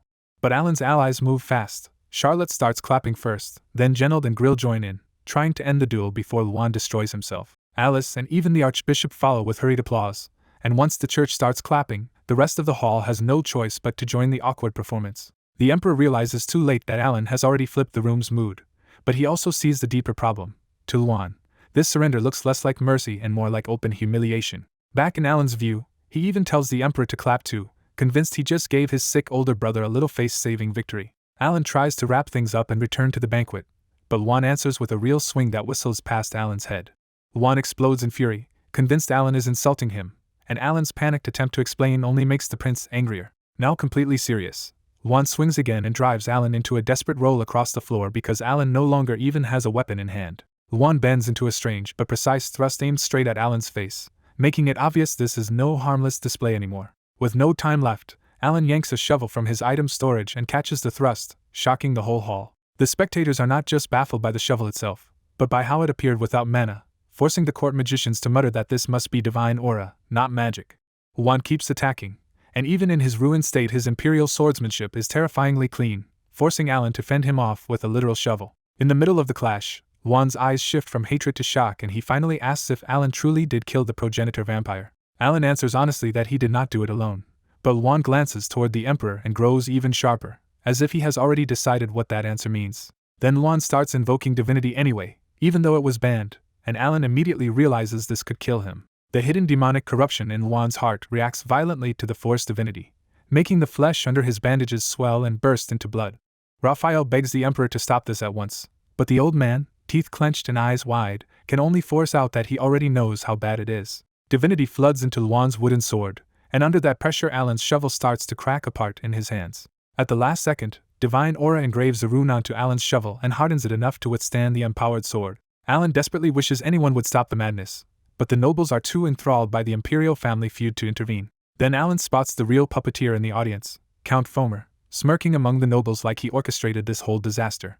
That sight snaps Alan's patience, and he decides the fastest way to end this mess is to go after the vampire himself. Alan apologizes to Luan, knocks aside the prince's attack, and smashes him with the flat of the shovel hard enough to launch him off his feet. Luan crashes to the floor with a broken nose and loose teeth, twitching helplessly as the duel finally stops being a contest at all. Standing over the fallen prince, Alan summons his musket rifle and starts a prayer to form a divinity bullet, making the hall panic all over again.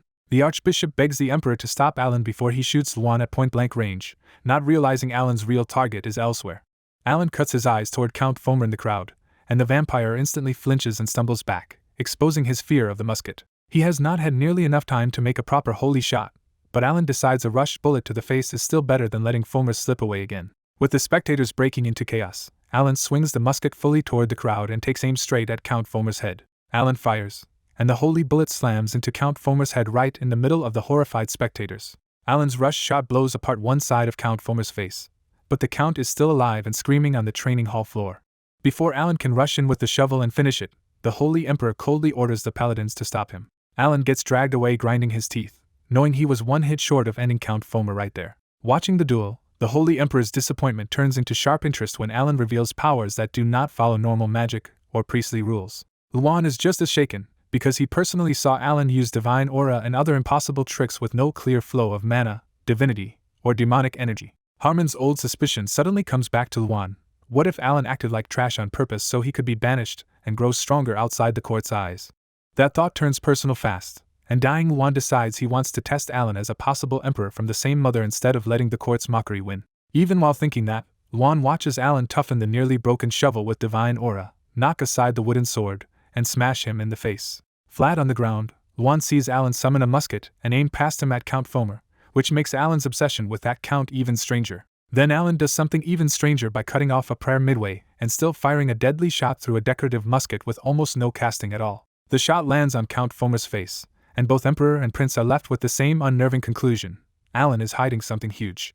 After Luan passes out, Alice quietly wonders why Alan targeted Count Fomer so hard, and that question catches the Holy Emperor's full attention. When Alice explains Alan's bizarre banquet insults, the Emperor realizes those crude acts were actually old vampire tests. The Emperor immediately notices something else is off too.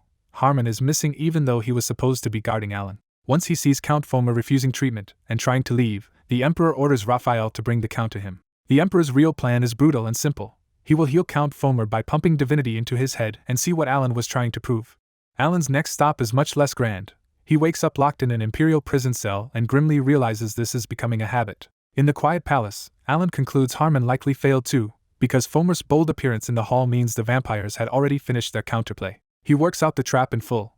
The vampires only needed time to hide, shield themselves with human soldiers, and leave him holding the blame for trying to murder a count. Then Third Prince Ruppel shows up at the bars sounding smug, because from his view both Alan and Luan have just wrecked themselves nicely. Alan cuts past the fake brotherly talk and asks Ruppel to let him out, only for Ruppel to remind him that helping an attempted murderer would be dangerous. Alan changes tactics and points out that Luan is already half dead, which instantly grabs Ruppel's attention. He promises Ruppel an entertaining spectacle if he helps now, hinting that he wants to visit the brother who insulted him and settle things in his own style. Ruppel goes much farther than Alan asked, secretly freeing him and escorting him all the way to the palace armory. Alan sees exactly what Ruppel is hoping for. If Alan causes a disaster near Luan, two rivals might ruin each other in one move. Inside the armory, Alan weighs two options and rejects the clean one because proving the vampires openly would still leave him unable to control the nobles' private armies. So he chooses option B instead, use the one man with more authority and trust than him, even if that man can barely move. Alan decides that Luan will have to handle the cleanup after all, whether his proud older brother likes it or not. Then Alan turns to his own hidden force, about 50 dead spirit soldiers waiting silently in the armory for orders. Fed up with hiding and with the vampires cornering him, Alan finally snaps and declares open war on both the bloodsuckers and the rotten imperial family around them. The holy skeletons answer by putting on paladin armor and helms, turning into a disguised strike force ready to move through the palace. Alan leads the armored undead straight into the imperial corridors, and the palace servants scatter in fear at the sight. When palace paladins block the way, Alan bluntly tells them this is a family feud and they need to move. Instead of waiting any longer, Alan summons his shovel and smacks the nearest paladin down with the flat of it. The paladins finally call it what it looks like, a revolt, and Alan's skeletons surge past him on command to clear a path without killing anyone. In the tight corridor, the undead fight like one body, using linked shields and chained attacks to batter superior paladins aside and keep Alan moving. That push carries Alan all the way to the guarded entrance of Luan's quarters. The guards outside Luan's room are ready to hurt even a prince if they must, but then Alice steps out and walks straight into the chaos. Alice reacts instantly and fights hard, but Alan's side has too many bodies, and the skeletons overwhelm her with sheer numbers. A moment later, the undead pin Alice to the floor by her head and wrists, and Alan opens the door himself. Inside, the beak-masked healers panic at Alan's entrance, but he gives them one simple warning: leave if they do not want to be hurt. The healers refuse because Luan has only just stabilized, so Alan has the skeletons force them out at sore point instead. With the door shut, only Alan, his disguised skeletons, and the bedridden Luan remain inside. Luan glares from the bed with Necro's flesh showing through his loose bandages and asks the obvious question: what is Alan planning to do to him?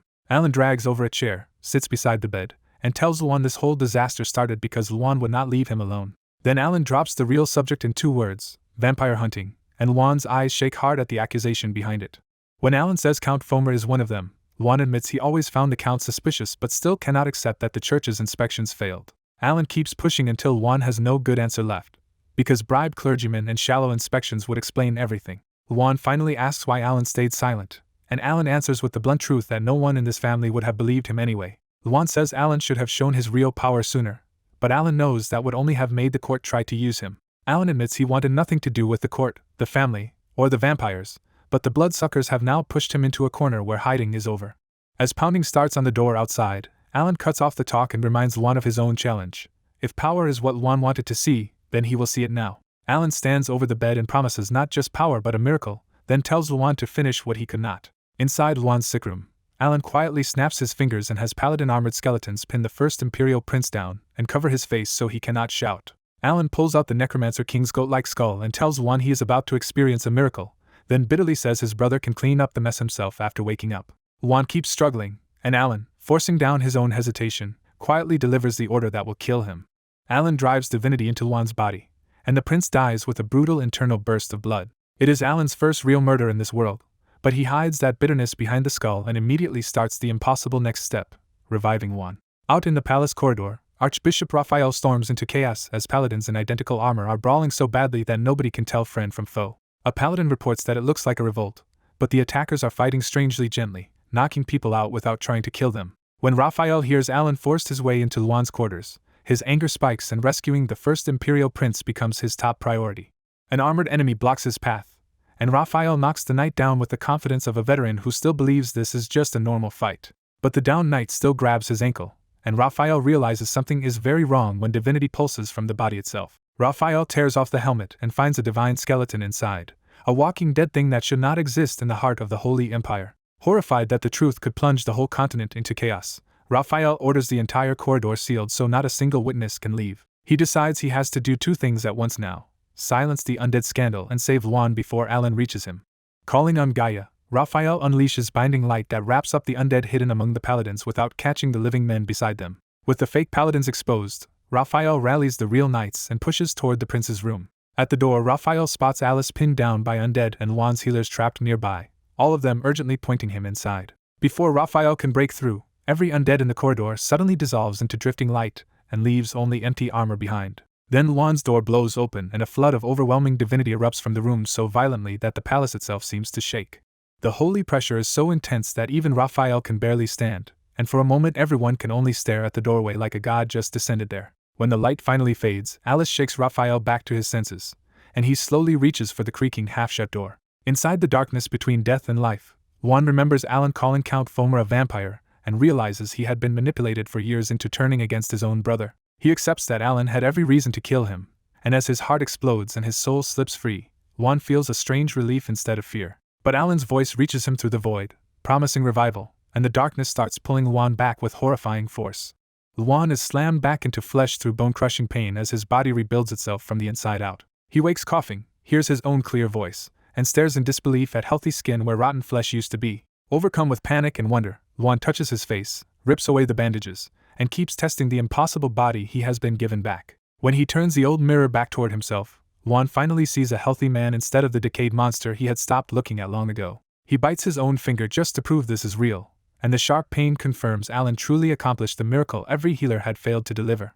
Then he notices Alan collapse beside the bed and understands this impossible revival came from his younger brother's hands.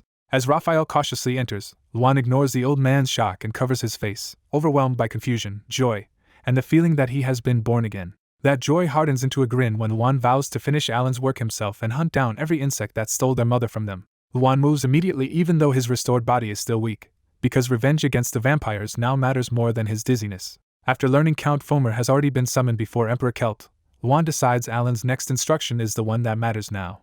So he goes straight to Harmon, and the paladin is left staring because the man who looked like a wrapped corpse now stands before him alive and whole. Juan cuts off questions and directly asks whether Alan's goal was to hunt vampires. To prove Alan can be trusted, Juan points to his own restored body and tells Harmon this miracle is all the proof he should need. That finally breaks Harmon's hesitation, and he hands over the list of every suspected vampire he could identify. Juan scans the names and realizes the rot runs far deeper than Count Fomer, reaching nobles, servants, and even visiting aristocrats from other lands. Harmon admits he only had enough authority to keep them from fleeing the capital, but not enough to break into noble estates and finish the job. Juan brushes that worry aside, because now that Alan's word carries saintly weight, he has a far more brutal tool ready to use. Heavy footsteps echo through the palace, and masked figures in blood-red robes start filling the corridor behind the prince. Juan invokes Alan's miracle as proof, declaring that if Alan named them vampires, then vampires they are. The Order of Crimson Cross kneels before the first imperial prince and formally reports that the heresy hunters have assembled under his authority. Juan thanks them, then issues a royal decree to hunt down every name on Harmon's list as enemies who stained the empire and murdered his mother. His fury spills out in full as he gives permission to kill resisting nobles and orders the suspects tortured until their bodies prove whether they are truly vampires. At last, the revived prince straightens his back and gives the order that turns his vengeance into state-sanctioned slaughter. This is a vampire hunt, and they are to seize them all. Screams tear through the imperial palace as the Crimson Cross storms a noble suite under Juan Alfos's direct order. They coldly warn the paladins that resisting this purge means instant execution, even for imperial loyalists. Once the guards step aside, the Crimson Cross kicks the door in and freezes the nobles inside with pure terror. The inquisitors check their list and order everyone seized, saying any head taken in resistance will prove whether the target was a vampire. Count Bernia tries to bluff his way out with his title and a drawn sword, but the moment he resists, the inquisitors treat him like a dead man. The Crimson Cross answers in one voice and cuts him down on the spot. When the severed body ignites in blue flames, everyone in the room gets instant proof that the Count really was a vampire. That one reveal wipes out all hesitation, and the remaining nobles are suddenly treated as suspected blood creations too. At the same time in Lawrence's, other Crimson Cross riders stop a carriage at the city gate and single out Count Rurin from their list. They shoot him full of bolts, loop a noose around his neck, and drag him away alive because a real vampire should survive that much. From the palace halls to the capital streets, the Empire turns vampire hunting into open blood-soaked panic. Watching from a palace window, Juan smiles as captured vampires are hauled back in. Elsewhere, Count Fomer is summoned into the Emperor's audience chamber, and immediately feels that something is deeply wrong. The only door slams shut behind him, and the sealed room makes the trap impossible to ignore. Celt Alfos speaks almost casually, first pretending he wants to heal Fomer for Alan's offense, then asking the real question straight to his face. As the Emperor steps closer, he promises apology if Fomer is human and punishment if he is not. Fomer hears undead screams elsewhere in the palace, realizes a full vampire hunt is already happening, and understands his whole side has collapsed. He searches desperately for a way out, only to find the door sealed and the windows barred shut. Then fear turns into calculation when Fomer notices the Emperor is alone, old, unarmed, and apparently killable. Fomer finally drops the act, laughs at the Imperial family as madmen, and answers Kelt with open contempt. To prove it, Fomer devours his own human arms and grows writhing vampire limbs in their place. Certain he can win, Fomer lunges at Kelt and boasts that killing the Emperor will earn him true recognition among the progenitors. Instead, Kelt catches the attack barehanded, and Fomer's claws shatter against the old man's skin. Kelt reminds him exactly who he is, the Holy Emperor who beat the Necromancer King to death with his own hands. Before Fomer can beg properly, Kelt grabs his head and rips it free with the spine still attached. Seeing the vampire still alive, Kelt leans in and says this is only the start because he still needs answers about Eulygia's murder. After Alan's prison break, Ruppel retreats to his own residence and learns that the palace and capital have both turned into a slaughterhouse. He panics that freeing Alan might have caused this, then clings to the rumor that the chaos is actually a vampire hunt instead. When Ruppel enters his mother's suite, the bedridden Rose sweetly calls him over from her sickbed. A black-haired maid greets him from the corner, and the odd look in her eyes unsettles Ruppel before his mother pulls his attention back. Rose already knows he freed Alan and coldly accuses Ruppel of helping trigger the palace chaos. Before he can defend himself, Rose smashes a flower vase over his head and screams that he is ruining everything. Then her expression flips in an instant, and she clings to him again as if nothing happened. What really guts him is hearing Rose call him her first child, because he knows she still sees him as a replacement for the son she actually cared about. Rose lays it bare that Ruppel's only value to her is becoming Holy Emperor so she can beat Eulygia in the Crown Prince's eyes. Ruppel swallows his fury, pastes on a smile, and promises he will become the next ruler anyway. By the first day of the hunt, half the names on the list are already dead or captured, and the Empire decides to make a public example of them.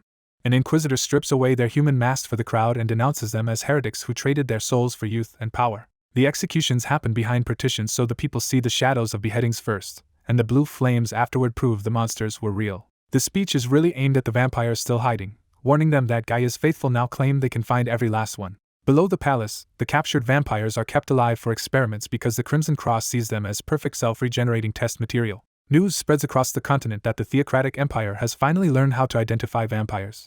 That rumor sends some vampires into hiding and others fleeing the Empire altogether, while the Church's prestige only grows stronger. Alan thinks the crisis has finally settled down, right up until he is suddenly called to stand trial himself. Now Alan stands alone in a courtroom-like chamber, unshackled but very much the accused, under the eyes of the Emperor, Luan, and the church judges. Archbishop Raphael opens the Inquisition by accusing Alan of leading soldiers and throwing the palace into disorder. The charge barely lands before the Holy Emperor cuts in from his throne and asks what law Alan supposedly broke.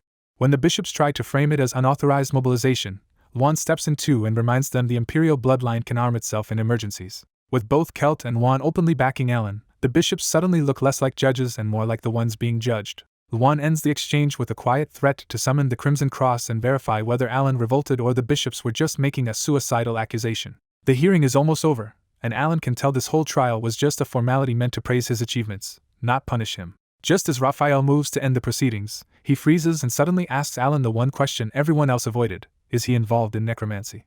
Alan understands why this is dangerous, because Raphael is knowledgeable enough to recognize the holy undead and too competent to dismiss what he saw as an illusion. Alan coolly asks where these eyewitnesses are, pointing out that the courtroom was cleared so thoroughly that no one can publicly testify against an imperial prince. Raphael pushes through his fear and openly says he saw Alan summon holy undead, leaving the other bishops staring at him like he has gone mad. When Alan asks if they really want the truth, the whole room goes still as Kelt and Luan lock onto him and wait for a real answer. Alan lets the suspense hang for a beat, then smiles brightly and denies everything anyway. After leaving the courtroom, Alan is met by Charlotte in a maid outfit, and she quietly checks on his health while helping him back into his coat. Charlotte's concern is justified because Alan only recently woke up after 3 weeks unconscious, and the backlash from using resurrection nearly killed him despite Raphael and Alice caring for him. Alan knows trouble is coming next because people will start digging into both the holy undead and the secrets behind resurrection. Their walk is interrupted when Harmon arrives with a summons from the Holy Emperor, but the order is for Charlotte, not Alan. Before Charlotte leaves, Alan casually tosses Harmon his broken shovel and asks for a replacement like that is the most natural thing in the palace.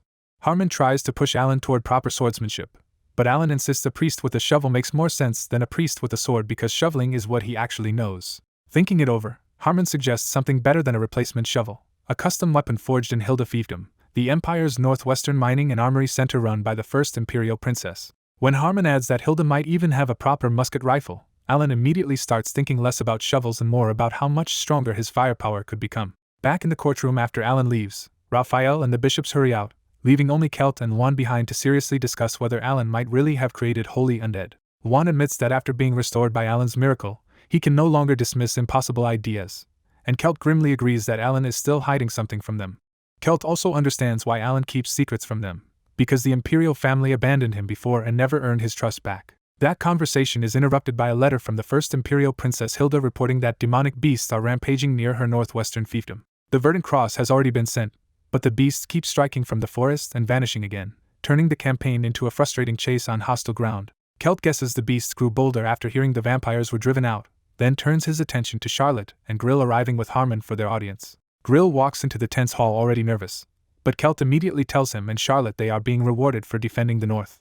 The contrast is immediate. Grill collapses into a panicked prostration, while Charlotte kneels properly with the polished manners of someone trained far above her station. Luan brings out an official decree, and Kelt shocks Grill by formally declaring him the head of House Herais and elevating him straight to Marquis. The royal rewards keep escalating when Kelt grants Charlotte the rank of Paladin and a place in the elite order of the Golden Cross under his personal command. When Kelt offers Charlotte a choice, she answers without hesitation that she will keep protecting Alan, and that loyalty wins her even more Imperial support for the future. With the ceremony over, Kelt leaves after blessing them, and Juan quietly rewards Harmon too by promising more funds for his territory. The moment the royals are gone, Grill finally explodes and grabs Harmon in total panic, demanding to know how his life somehow turned into this. Harmon tries to calm him by saying the Emperor already acknowledged Grill as Grill Herais, only for Grill to blurt out the fatal truth that he just found that noble document by accident in Ronia. The disaster gets worse when Grill admits all those heroic stories were drunken lies he made up to boast at the pub, not proof of hidden noble blood. Harmon looks to Charlotte for rescue, but she coolly confirms that the great feats against Morgana, the king of gluttony, and the progenitor vampire were Alan's alone and that she and Grill are just commoners. Now Harmon finally sees the full scale of his mistake. He accidentally fed the Emperor and won a complete misunderstanding, and if that lie comes out, his own neck might be next. As they walk through the palace, Juan asked if raising a commoner to Marquis would cause trouble, but the Holy Emperor brushed it off and blamed Harmon for failing to investigate properly. Kelt admitted he now suspected Alan might have hidden his true self on purpose, even if the amnesia itself still looked real when Alan failed to recognize him in the garden. Luan pushed the darker theory that Alan may have arranged his own banishment to hunt vampires, and Kelt agreed Alan could have uncovered dangerous secrets in the land of the dead. Because Alan might be hiding more than anyone knew, Kelt said the Empire needed the House of Herais restored right now. He pointed to Charlotte as the key find, saying Harmon saw real potential in her and that, if she matured safely, she could one day protect both Juan and Alan. Kelt revealed the real reason behind reviving the Herais name. The old house had once been one of the Emperor's strongest loyal pillars, and he wanted even tighter imperial power for the next generation. When Juan teased him for backing a commoner, Kelt snapped that Charlotte at least had to be presented as a count's bloodline, or the nobles would revolt over appearances alone. That jab turned personal when Juan brought up his own mother, and Kelt bitterly admitted he had once looked down on Euligia before learning she was the purest person around. Kelt's bitterness ran deeper because, after the crown prince vanished, only Euligia truly grieved while the other consorts immediately schemed for succession. To change the mood, Kelt brought up a new problem. Hilda's northern fief was too important as the Empire's armory to be left unstable with the southern kingdom moving suspiciously toward war. Both grandfather and grandson landed on the same answer. They needed someone with strong divinity, courage, and the nerve to kill vampires without hesitation. Smiling broadly, Kelt decided to send Alan to Hilda and publicly crown him as the Holy Emperor's heroic grandson first. That plan exploded into a citywide victory festival, with moonlit lorises packed with fireworks, free blessings, performers, and roaring chants for the Empire. Alan got shoved right into the middle of it all, dressed in painfully flashy princely clothes and displayed on an open-top carriage while the crowd hailed him as a saint and Gaia's chosen hero. The praise only made it worse when Alan spotted actors reenacting his battle against a vampire and had to hide his face from sheer embarrassment. The parade led straight into a palace banquet, where priests, nobles, and noble daughters all swarmed Alan at once and treated him like a living miracle. Already dizzy from all the attention, Alan got cornered again when Harmon quietly demanded the truth about whether his lost memories were real. Alan answered the same as before, saying the memories were completely gone, and Harmon reacted like the answer hurt him all over again. The celebration dragged on for a full week, loud and exhausting, until 2 weeks later the mood shifted completely for the anniversary of a woman's death. In the palace garden, Kelt, Juan, and Alan stood before a woman's statue and held a brief, solemn memorial with none of the festival's noise left. After the others left, Alan stayed behind until Harmon quietly told him the woman was Euligia, his mother. Stunned, Alan looked again at Euligia's statue and remembered she had died protecting him from a vampire's sneak attack. Alan offered one more silent prayer at her grave, but the quiet moment did not mean his palace life was about to calm down. Even after the festival and memorial were over, nobles, noble daughters, priests, magicians, tutors, and Harmon kept flooding Alan's days until every hour in the palace felt claimed by someone else. The loss of freedom hit even harder when Alan realized someone had to taste his meals before he could eat, leaving him openly nostalgic for his old gravekeeper life. Only at night did he get a little peace, and on his balcony Alan slumped in the dark and admitted he would rather hunt zombies and vampires than deal with endless living people. That fragile peace vanished when Juan barged in with wine, draped an arm over Alan's shoulders, and looked far too healthy and cheerful for someone who used to be dying. Alan asked him to at least knock first, but Juan laughed it off and quickly steered the conversation toward how badly Alan was handling palace life. When Alan finally admitted he was exhausted enough to think about running away, Juan slid over an envelope and offered him a simple errand as a change of pace. Alan saw the letter was addressed to Hilda, and Juan explained that their elder sister ruled the northwestern fief where the Empire's weapons were made. Juan pitched the trip as a vacation instead of a duty, promising a festival, tourism, freedom from palace manners, and a chance to personally pick up a weapon that suited Alan. The promise of actual rest hit Alan exactly where he was weakest, because since coming to this world he had never once gotten to travel for himself. Juan sweetened the offer even more with jokes about souvenirs, food, beautiful women, and seeing Hilda, and that finally pushed Alan over the edge. Alan accepted on the spot, deciding that if leaving the palace was the price of peace, he would gladly go all the way to the northwest. Juan happily started making preparations at once, then revealed one last detail with a fresh smile. Hilda's territory also offered beast hunting. The next day the convoy was ready, but Alan's hope for a quiet solo trip took a hit when he learned Archbishop Raphael and Alice were coming too. Juan casually joked that Raphael might want to murder Alan in his sleep, but said the Archbishop could still separate personal grudge from official business. Alan relaxed a little when he found out the two sides would at least ride in separate carriages, and he silently thanked Juan for that much consideration. A few other pieces had shifted too, with Harmon staying behind for palace duty and Charlotte leaving elsewhere under a recommendation letter from the Emperor himself. Once the crimson-robed knights mounted up and the carriages finally moved, Alan felt like he had at last escaped the palace alive. The journey itself turned into the break Alan had wanted, with village stops, local food, souvenirs, naps in the carriage, and long stretches spent studying magic. After 2 peaceful weeks on the road, Alan's body and mind finally began to recover, and he started calling this trip the real otherworld vacation he had been waiting for. He was so satisfied with the freedom that he even started thinking he might abandon the imperial palace for good and just travel the continent instead. But just after the convoy passed the last village before Hilda's territory and approached the bridge between domains, the carriages suddenly stopped. Late at night near Hilda territory, Alan notices the convoy has stopped so abruptly that something is clearly wrong.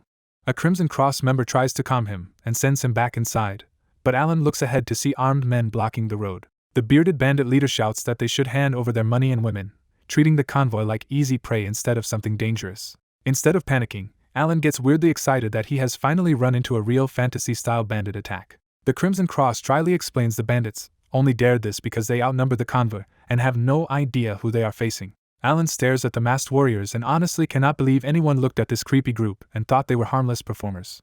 When his men ask for orders, Alan decides the bandits should be punished enough that they cannot prey on travelers again. The answer that they will just cut the bandits' tendons makes it clear Alan's escort is every bit as ruthless as it looks. The Crimson Cross starts advancing on the bandits, and Alan can only offer them a brief prayer for better lives next time. Right before the clash, Alan catches the acrid smell of blood and notices fast-moving shadows weaving through the trees. Red eyes begin appearing all through the forest, and Alan instantly realizes the real danger is not the bandits at all. Alan shouts for battle stations and orders everyone to ignore the bandits and form up around the carriages. Without hesitation, the Crimson Cross obeys and tightens into a protective cordon, proving just how disciplined they are under Alan's command. Alan steps fully into the road, summons his musket rifle, and prepares for whatever is coming out of the forest. The masked knights finally recognize the attackers too and warn that the demonic beasts of the forest have arrived. The bandit leader still walks in smugly to interrupt, completely unaware he is seconds away from dying. A lichen bursts from the trees and rips the bandit leader's throat out in one savage lunge. The monster tears his body apart and scatters flesh across the road, turning the robbery into pure slaughter. As beastly howls echo through the forest, the rest of the bandits break and run, but the undead beasts target them first. The Crimson Cross identifies the monsters as lycanthropes, and Alan is thrown off because they look far more twisted than any normal werewolf story. His men explain these are only blood creations, so dangerous but still manageable for them. Then the freshly butchered bandits stand back up as red-eyed zombies, making the sudden ambush even worse. At that moment, Archbishop Raphael steps out of the other carriage and immediately claims the undead lycans for proper burial by force. Alan suddenly realizes this lichen problem is exactly why the Archbishop and Alice were traveling to Hilda territory in the first place. Raphael slams down his crozier and begins a prayer, so the Crimson Cross closes ranks even tighter around him. The lycans hesitate just long enough to judge Raphael as the biggest threat, then suddenly charge straight for him. Alan starts to aim, but a crossbow bolt flies in first and punches through a Leakin from off to the side. Mounted fighters in green robes and balaclavas come over the hill at full speed, reloading crossbows as they ride. The new force tramples the zombie bandits and hammers the road with spears, forcing the Lycans to retreat instead of pressing the attack. Their leader orders nobody to chase into the forest, because once the Lycans get back under the trees the terrain belongs to them. The woman rides up, greets the archbishop with respect, and shows she already knows exactly who she has just rescued. Then she dismounts, comes straight to Alan, and studies his face like she is checking how much her little brother has changed. Alan quickly checks her status, and realizes this woman in front of him is absurdly gifted, politically and martially. She finally introduces herself properly as Hilda Alfols, Alan's older sister, and the ruler welcoming him to her fiefdom. Later in Hilda's domain, Alan discovers the festival he expected is gone, and the streets are dead quiet instead. He bitterly realizes Luan sold him a cheerful festival trip, but what he actually walked into is a lockdown frontier haunted by undead. The only activity on the streets is the verdant cross hauling skewered zombies around, which makes Alan decide this is a festival of blood and nothing else. He curses Luan for tricking him and fumes that this entire family keeps turning his supposed vacation into work. Trying to make use of the trip anyway, Alan studies written records about lycanthropes and compares them to vampires. The records explain that lycans are beast zombies that evolved for a long time under demonic energy, ending up as strong half-human undead with some intelligence. He also learns vampires keep lycans like pets, because they are obedient enough to control and brutal enough to be useful. As Alan wonders if lycans might be easier than vampires, Hilda cuts in and warns that their bodies are even more dangerous than he expects. Alan immediately throws a jab that people with the Holy Emperor's blood apparently do not know how to knock. Hilda brushes it off and reveals she brought someone who can help Alan choose a proper weapon. The newcomer is Belrog, a broad-shouldered dwarf blacksmith under contract with the Imperial Court, and Alan lights up on sight. The three sit together with wine, and Hilda gets straight to the point by asking what kind of weapon Alan wants. Alan says he just wants a weapon for self-defense and plans to leave as soon as he gets it, because he has no interest in joining their Lycan hunt. Hilda is genuinely taken aback because she was told Alan came here specifically to help with the crisis. When she names the Holy Emperor and Juan as the ones who said that, Alan realizes his family set him up all over again. Alan makes it clear he came for a festival, not a Lycan extermination, and he is even willing to leave the Crimson Cross behind if that helps. Hilda sadly explains the actual festival was supposed to begin next week, but the recent Lycan attacks forced it to be cancelled. That at least confirms Juan did not lie about everything, which takes a little heat out of Alan's anger. Hilda tells him their family probably only wanted to see what he could do, but as his older sister she does not want to push him into danger. She promises the Citadel is the safest place for now and says his weapon will be prepared properly. Belrog finally takes over the discussion and asks Alan whether he already has a preferred weapon type.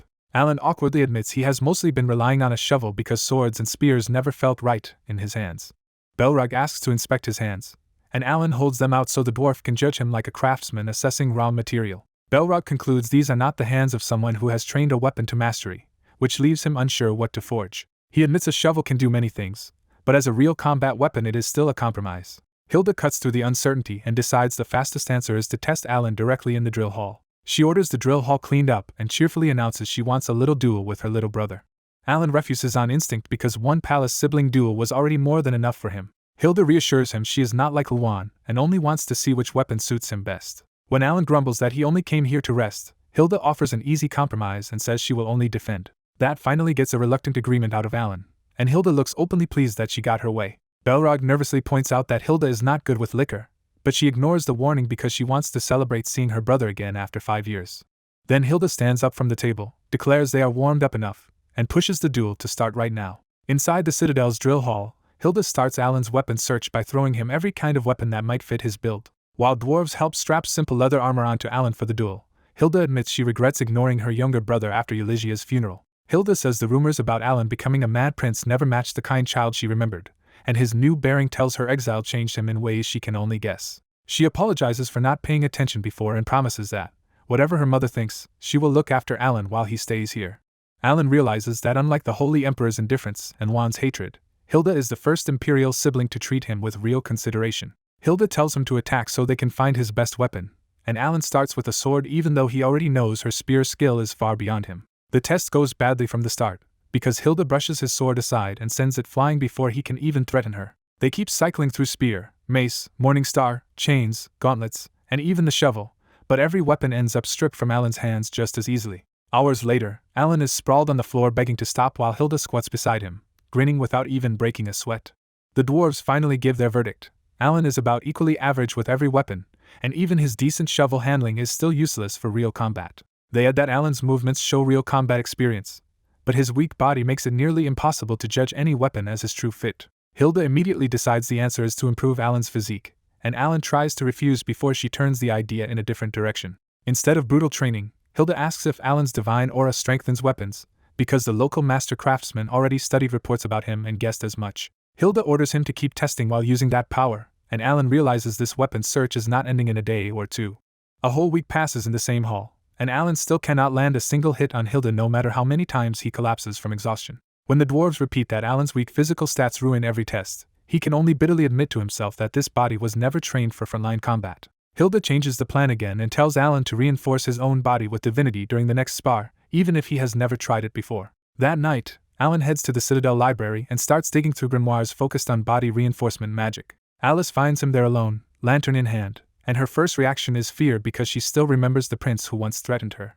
The moment Alice notices he is studying reinforcement magic, her fear fades into sharp curiosity, and Alan quietly tells her to ignore him if she wants. Keeping her distance, Alice carefully asks if Alan is researching body reinforcement too, because it is the exact same field that interests her. The next morning in the drill hall, Alan begins sparring again while the dwarves wait with notes, towels, and water, fully expecting another collapse. Instead, the very first clash shocks everyone, because Alan's reinforced strike smashes Hilda's sparring spear into pieces. Elsewhere in the Citadel, Alice wakes on a library desk with a blanket over her shoulders just as Raphael finds her and gently scolds her for spending the night there.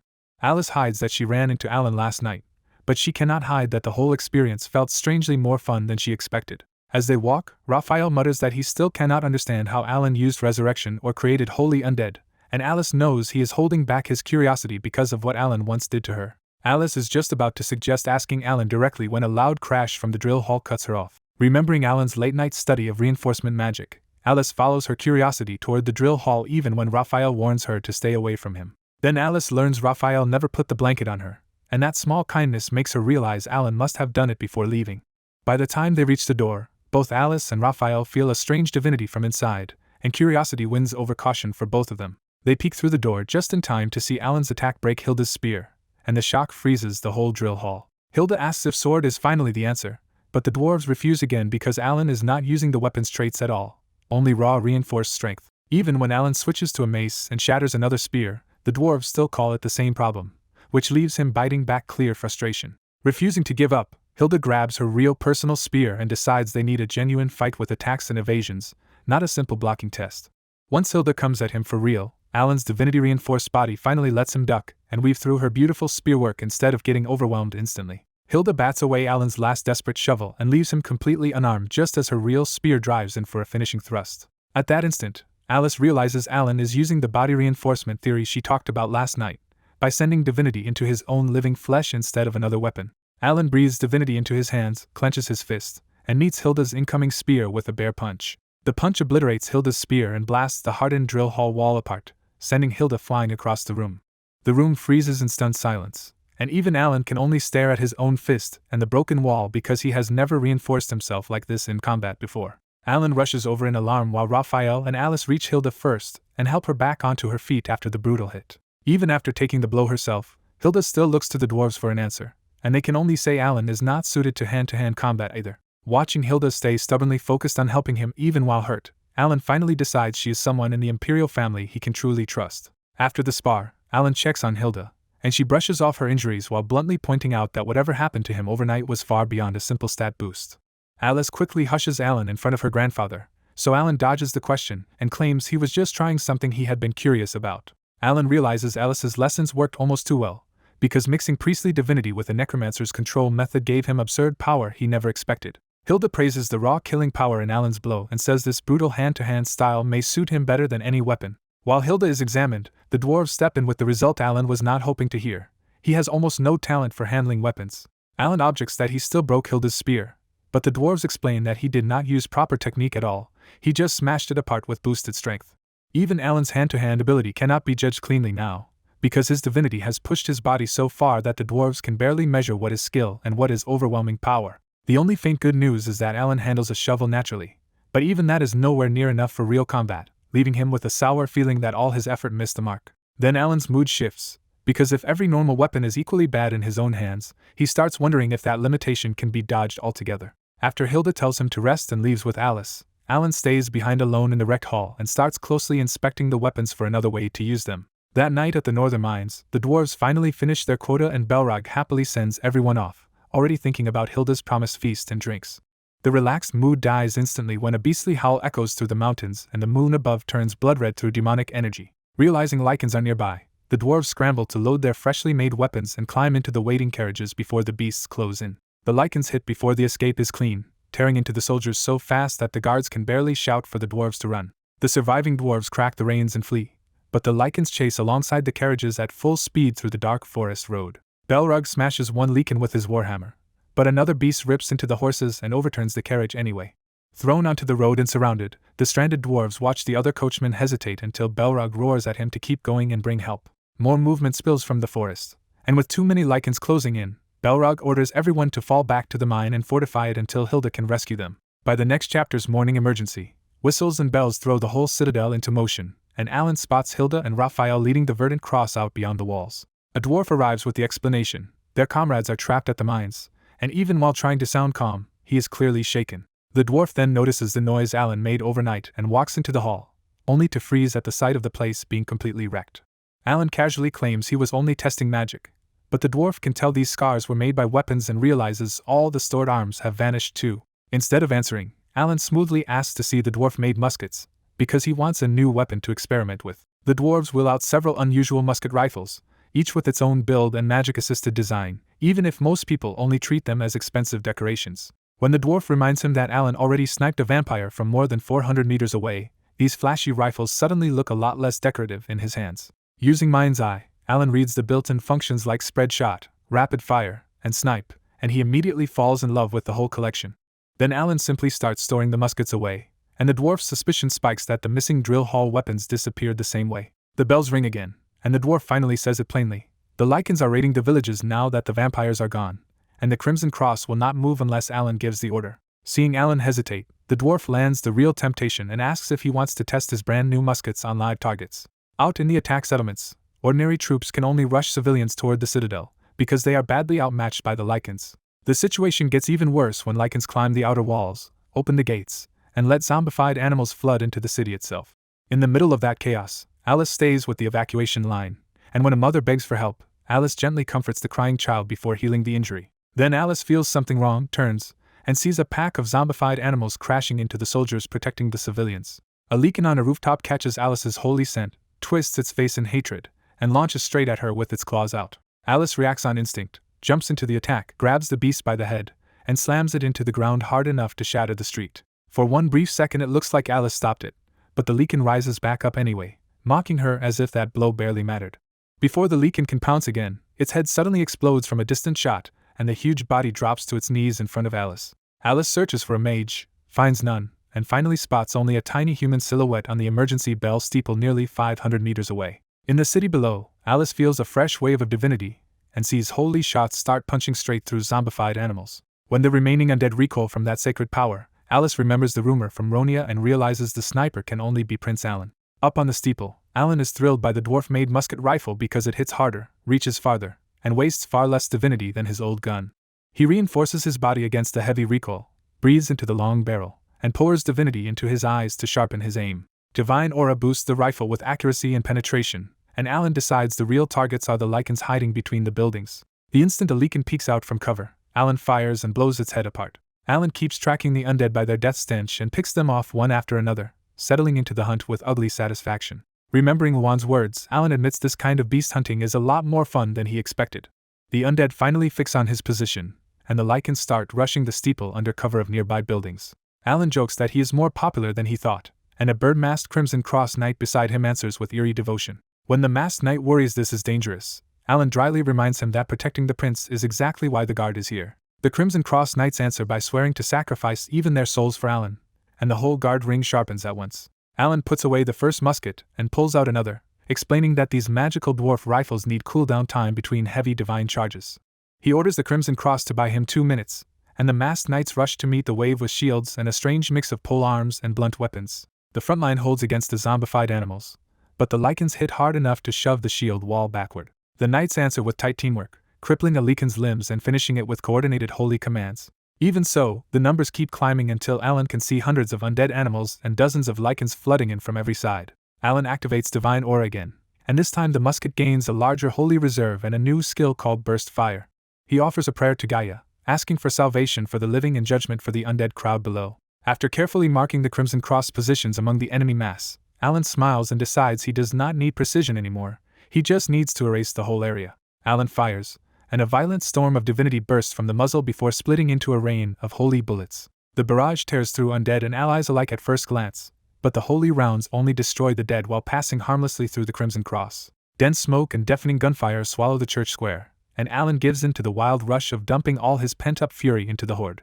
The undead screams gradually fade as the holy storm keeps purifying everything around the steeple. After hundreds of shots, the musket finally clicks empty, and Alan is left dizzy from burning through so much divinity. When the smoke clears, the Crimson Cross Knights check their own bodies in disbelief before realizing the holy bullets left them unharmed. All around them, the undead are burning into ash, with only a few ruined bodies still crawling across the ground. Alan drops onto the rooftop, laughs like a madman, and proudly calls the massacre Gaia's grace before awkwardly checking whether that counted as blasphemy.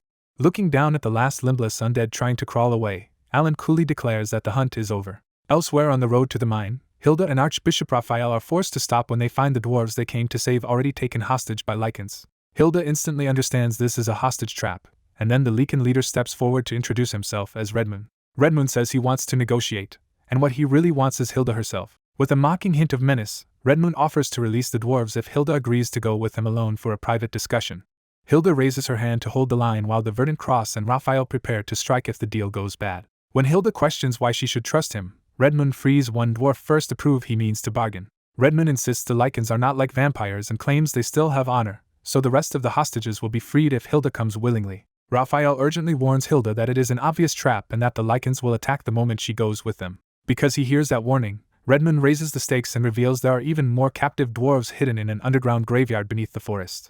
That explains the custom armor on Redmoon, and Hilda realizes the lichens have been keeping dwarf slaves alive to forge for them. Seeing her shaken, Redmoon presses harder and promises to free all the captive dwarves if she comes. Then he dresses the threat up as diplomacy, claiming the lichens want peace, freedom from the vampires, and an alliance with the Empire. Back at the city steeple after the slaughter, Alan sees the area secured while Crimson Cross Knights finish off the last twitching undead. A platoon of armored dwarves charges into the streets, and their commander personally thanks Alan for saving the evacuation. Alan waves off the praise and gushes instead about how absurdly good the dwarf muskets are. The dwarves are stunned that he really used their muskets, because what they saw looked far beyond the weapon's normal limits. They carefully ask to study Alan's divine aura the next time he fires, hoping to understand how he pushed their muskets that far. Alan agrees as long as it stays easy for him, figuring he can repay them a little after taking so many weapons from their drill hall. With that side of the fight settled, Alan only waits for Hilda's force to return. When the Verdant Cross finally comes back with rescued dwarves and no visible injuries, Alan first thinks the mission must have gone smoothly. Then one rescued dwarf admits Hilda had to go with the lichens because they were taken hostage, and the courtyard freezes around Alan. That revelation sets off furious infighting among the dwarves, who lunge at the former hostages for letting Hilda sacrifice herself. Alan looks past the dwarf fight and notices something even stranger: the Verdant Cross has no battle damage at all. He also realizes Archbishop Raphael is missing and asks if the old man went with Hilda.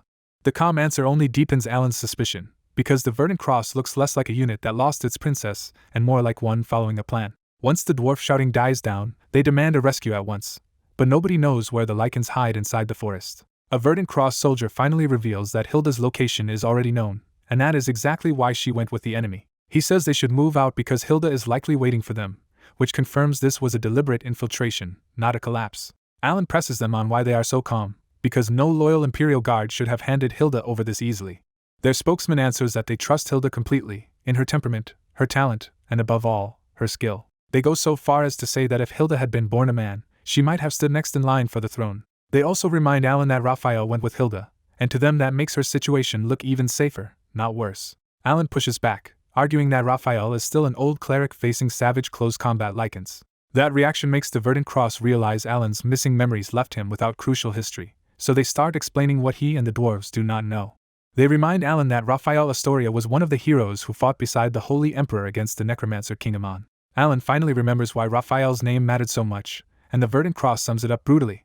To that man, lichens are nothing but newborn puppies. Deep in Redmoon's lair, Hilda sits chained to a chair while the injured Archbishop Raphael is kept beside her gagged and blindfolded so he cannot pray. From the darkness, Redmoon praises Hilda's beauty and her brutal skill in hunting his creations, making it clear this obsession has been building for a long time. Redmoon says he wanted to turn Hilda into a zombie and keep her forever, but instead he wants a formal alliance with the Empire.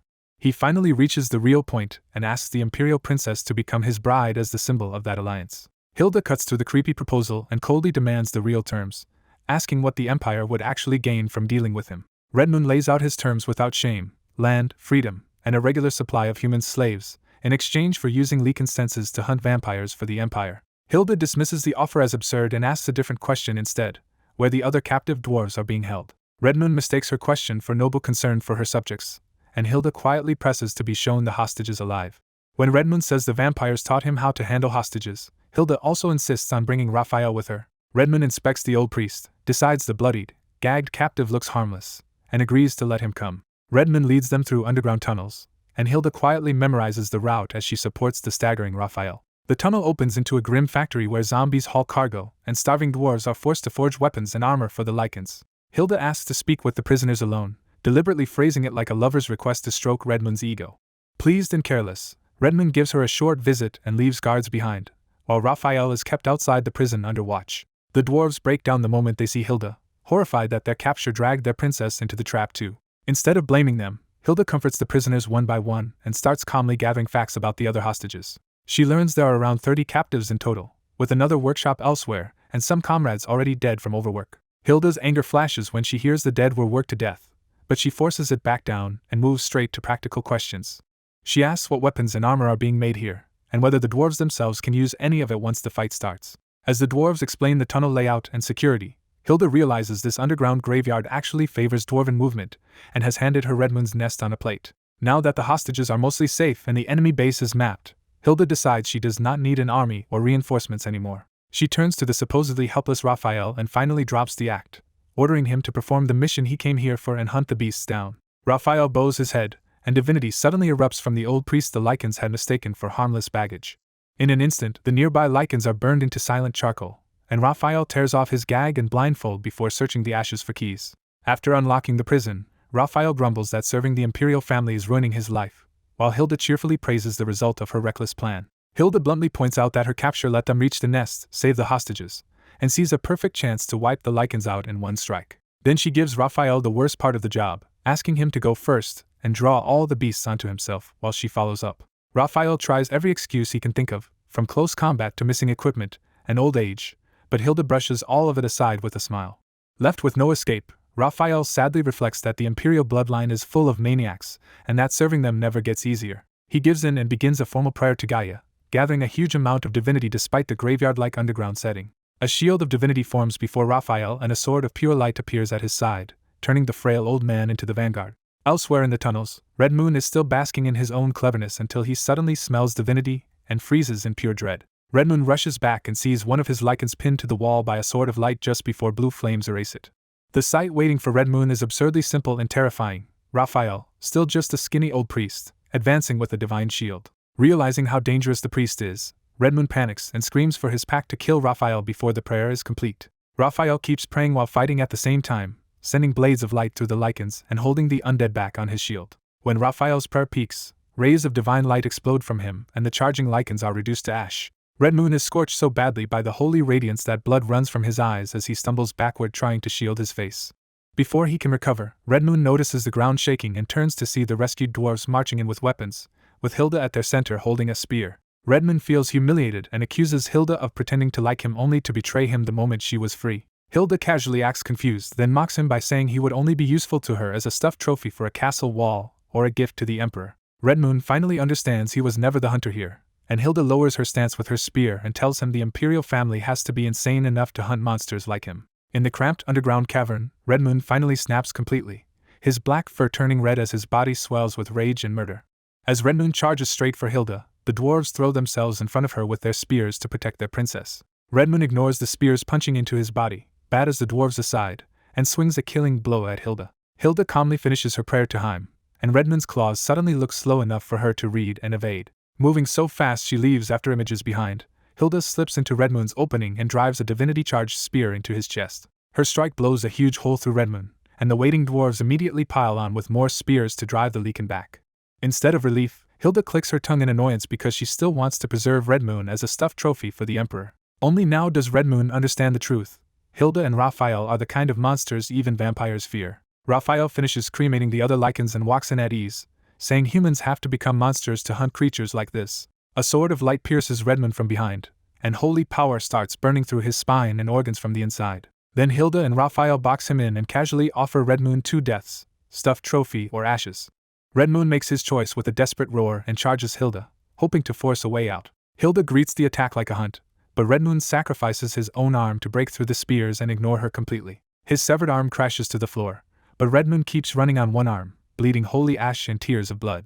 Red Moon bursts out of the underground passage into the abandoned graveyard above, and the nearby lichens ignite and crumble behind him. He flees into the forest sobbing for his life, and one terrified glance back shows Hilda and Raphael standing at the graveyard entrance like nightmares that might still catch him. The story then jumps to Belrog's old memory of child Hilda marching up to the dwarves and boldly declaring herself their new master. That impossible first impression becomes the start of a rough, affectionate bond between Hilda and the dwarves. One day Hilda wet the bed, cried in embarrassment, and the dwarves laughed anyway until she kicked them for it. They also watched her struggle through spear training, helping her up after every fall and eventually forging a spear that actually suited her. After Hilda grew up and returned from the imperial palace with real training and authority, she gave the dwarves freedom and a home of their own. From then on, the dwarves stopped serving Hilda as slaves and stayed with her because she had become the person they cherished most. Back in the present, Alan hears Belrog's tale and blurts out the obvious. The dwarves were basically Hilda's dads. Belrog panics at the disrespectful phrasing because of status and politics, but his secretly pleased grin gives him away. Alan studies the Red Moon forest and confirms they are now marching into the lichen's actual nest. When Alan suggests burning the forest down, he learns the Nording wood here is nearly fireproof and too valuable to destroy. He also hears that the lichens only turned this aggressive after the vampires suddenly disappeared.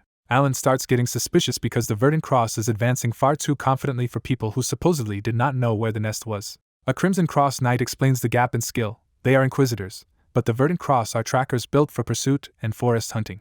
Alan calls one scout over and demands to know if they really found Hilda's trail. The scout points out a trace on the dry forest floor that only his order can read, proving Hilda really passed through here.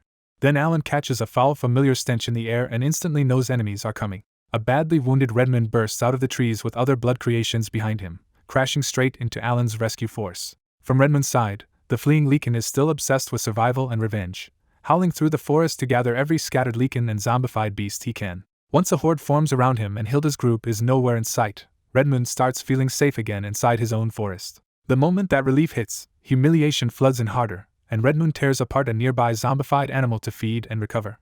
He swears revenge on Hilda and Raphael, but only after fleeing this nightmare country and rebuilding his forces somewhere else. Then Redmond catches the scent of another human group and spots soldiers, dwarves, church knights, and a small boy leading them. Alan looks weak at first glance, but Redmond no longer trusts appearances after meeting Hilda and Raphael. He decides the smart move is to avoid a fight entirely, but Alan shoots first. Redmond dodges by instinct, and the divine shot only rips away his cheek and part of his maw instead of blowing his head off. When Redmond sees huge divinity gathering around Alan's musket, his fear spikes all over again. Alan's grin reminds Redmond of Hilda, and that is enough to break whatever nerve he had left. Panicking, Redmond orders the zombified animals to stop the humans while he leads the other lichens away in full retreat. Back in Alan's view, he clicks his tongue because the first long-range shot was too weak without a proper prayer and divine aura boost. He prepares a second shot, but Red Moon is already turning tail while a wave of zombified animals comes crashing out of the fog instead. Alan immediately orders battle stations, and Belrog answers by forming a defensive line. The dwarves slam down their shields and lock spears through the gaps, turning the forest floor into a compact wall of spikes. At the same time, the Verdant Cross climbs the trees to rain bolts and arrows down from above. The setup is perfect for killing the zombie animals, but Alan realizes a defensive fight will also let Redmoon slip away. A Crimson Cross Knight confirms the wounded beast is Redmoon, and that makes the earlier calm from the Verdant Cross suddenly make sense to Alan. Alan realizes Redmoon's ruined body means Hilda, Raphael, and the captive dwarves must be close, which turns the next choice into a real headache. The Verdant Cross asks if they should chase Redmoon, and now Alan has to choose between rescuing Hilda faster or ending a future threat for good. After a brief silent plea to Gaia, Alan decides he will personally hunt Redmoon while the Verdant Cross and dwarves push on to Hilda. He refuses extra trackers from the Verdant Cross and instead takes the Crimson Cross with him for the kill. The Crimson Cross vaults over the dwarf shields and tears into the zombie animals to open a path for Alan. As the dwarves part for him, Alan steps through with one clear promise: he will not let Redmoon escape. Alan strengthens his body and eyesight with divinity, but he still cannot see the fleeing lichen or even a trail on the ground. What Red Moon does not know is that Alan does not need tracks at all, because the undead stink is strong enough for him to follow. Grumbling that this is going to be a pain, Alan starts chasing Red Moon anyway and decides to use the Leakin Pack as test subjects for an experiment he has wanted to try. Red Moon tears through the dark forest at full speed, but a gunshot catches up from behind and explodes a tree beside it before the sound even arrives. Terrified, Red Moon zigzags between trees and looks back to see Alan still chasing with masked Crimson Cross troops close behind. What shakes Red Moon most is that its usual forest tricks are failing, because even in the thick fog Alan somehow keeps cutting back into its path. While fleeing, Red Moon studies Alan's attack pattern and guesses the musket only becomes dangerous if the boy gets time to breathe divinity into it. That plan feels thin when another Leakin running beside Red Moon is erased by a holy shot, making the pack realize this chase is bleeding them out. Instead of dying like prey, Red Moon finally stops, turns around, and decides to fight on its own turf. Alan actually sounds relieved, joking that Red Moon made the right call because his own divinity was getting stretched by the chase. Insulted, Red Moon declares this forest belongs to the Lycans and sneers that Alan has neither dwarf shields nor the speed of the Verdant Cross to save him now. Red Moon spreads its forces out, and the clearing fills with glowing red eyes as surviving Lycans and hundreds of zombified animals surround Alan from every side. Red Moon tries to freeze Alan in place with threats, warning that one move will get him and all his men torn apart. Alan ignores the threat and calmly starts loading the musket again, which rattles Red Moon enough to make it scream for him to stop. The second Alan raises the rifle, Red Moon panics and yanks a nearby Leakin in front of itself as a living shield. Alan fires anyway, blowing the shield Leakin's head apart, and making it painfully clear that Red Moon's hostage tactic means nothing to him. When Alan coolly asks, "So what?" Red Moon can only sag in disbelief because this human refuses to be intimidated at all. Alan quickly admits to himself that this is still dangerous, because in a forest his Crimson Cross bodyguards cannot shield him from every Leakin and undead beast at once. He sizes Red Moon up again and notes that even maimed, the progenitor still looks dangerous enough to tear Count Fomer apart.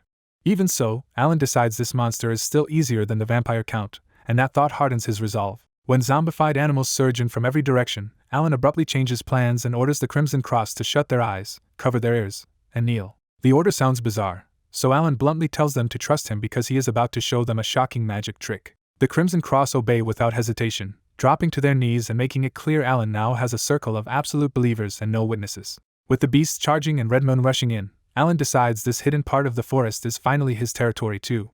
Alan pulls out a Mon's skull from his item storage, sets it over his head, and quietly speaks the activation phrase he has been waiting to test. The moment Alan activates it, even Red Moon senses something is wrong and stumbles to a stop just outside the range. A soft drop-like sound breaks the clearing, and holy water blooms beneath Alan until the dry forest floor turns into a glowing shallow lake. Skeletons start bursting up from the holy water one after another, turning Red Moon's charge into stunned disbelief. More and more skeletons pour out until there are too many to count, and the whole scene starts feeling less like magic and more like a nightmare Red Moon cannot understand.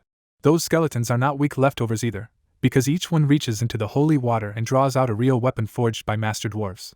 Alan quietly enjoys the test, because if he cannot wield these weapons well himself, his undead army can do it for him. The holy undead instantly butcher the zombified animals, skewering, hacking, crushing, and chaining them apart before the wave can even reach Alan. Once the animals are wiped out, every skeleton turns at the same time and locks its glowing blue stare onto Red Moon alone.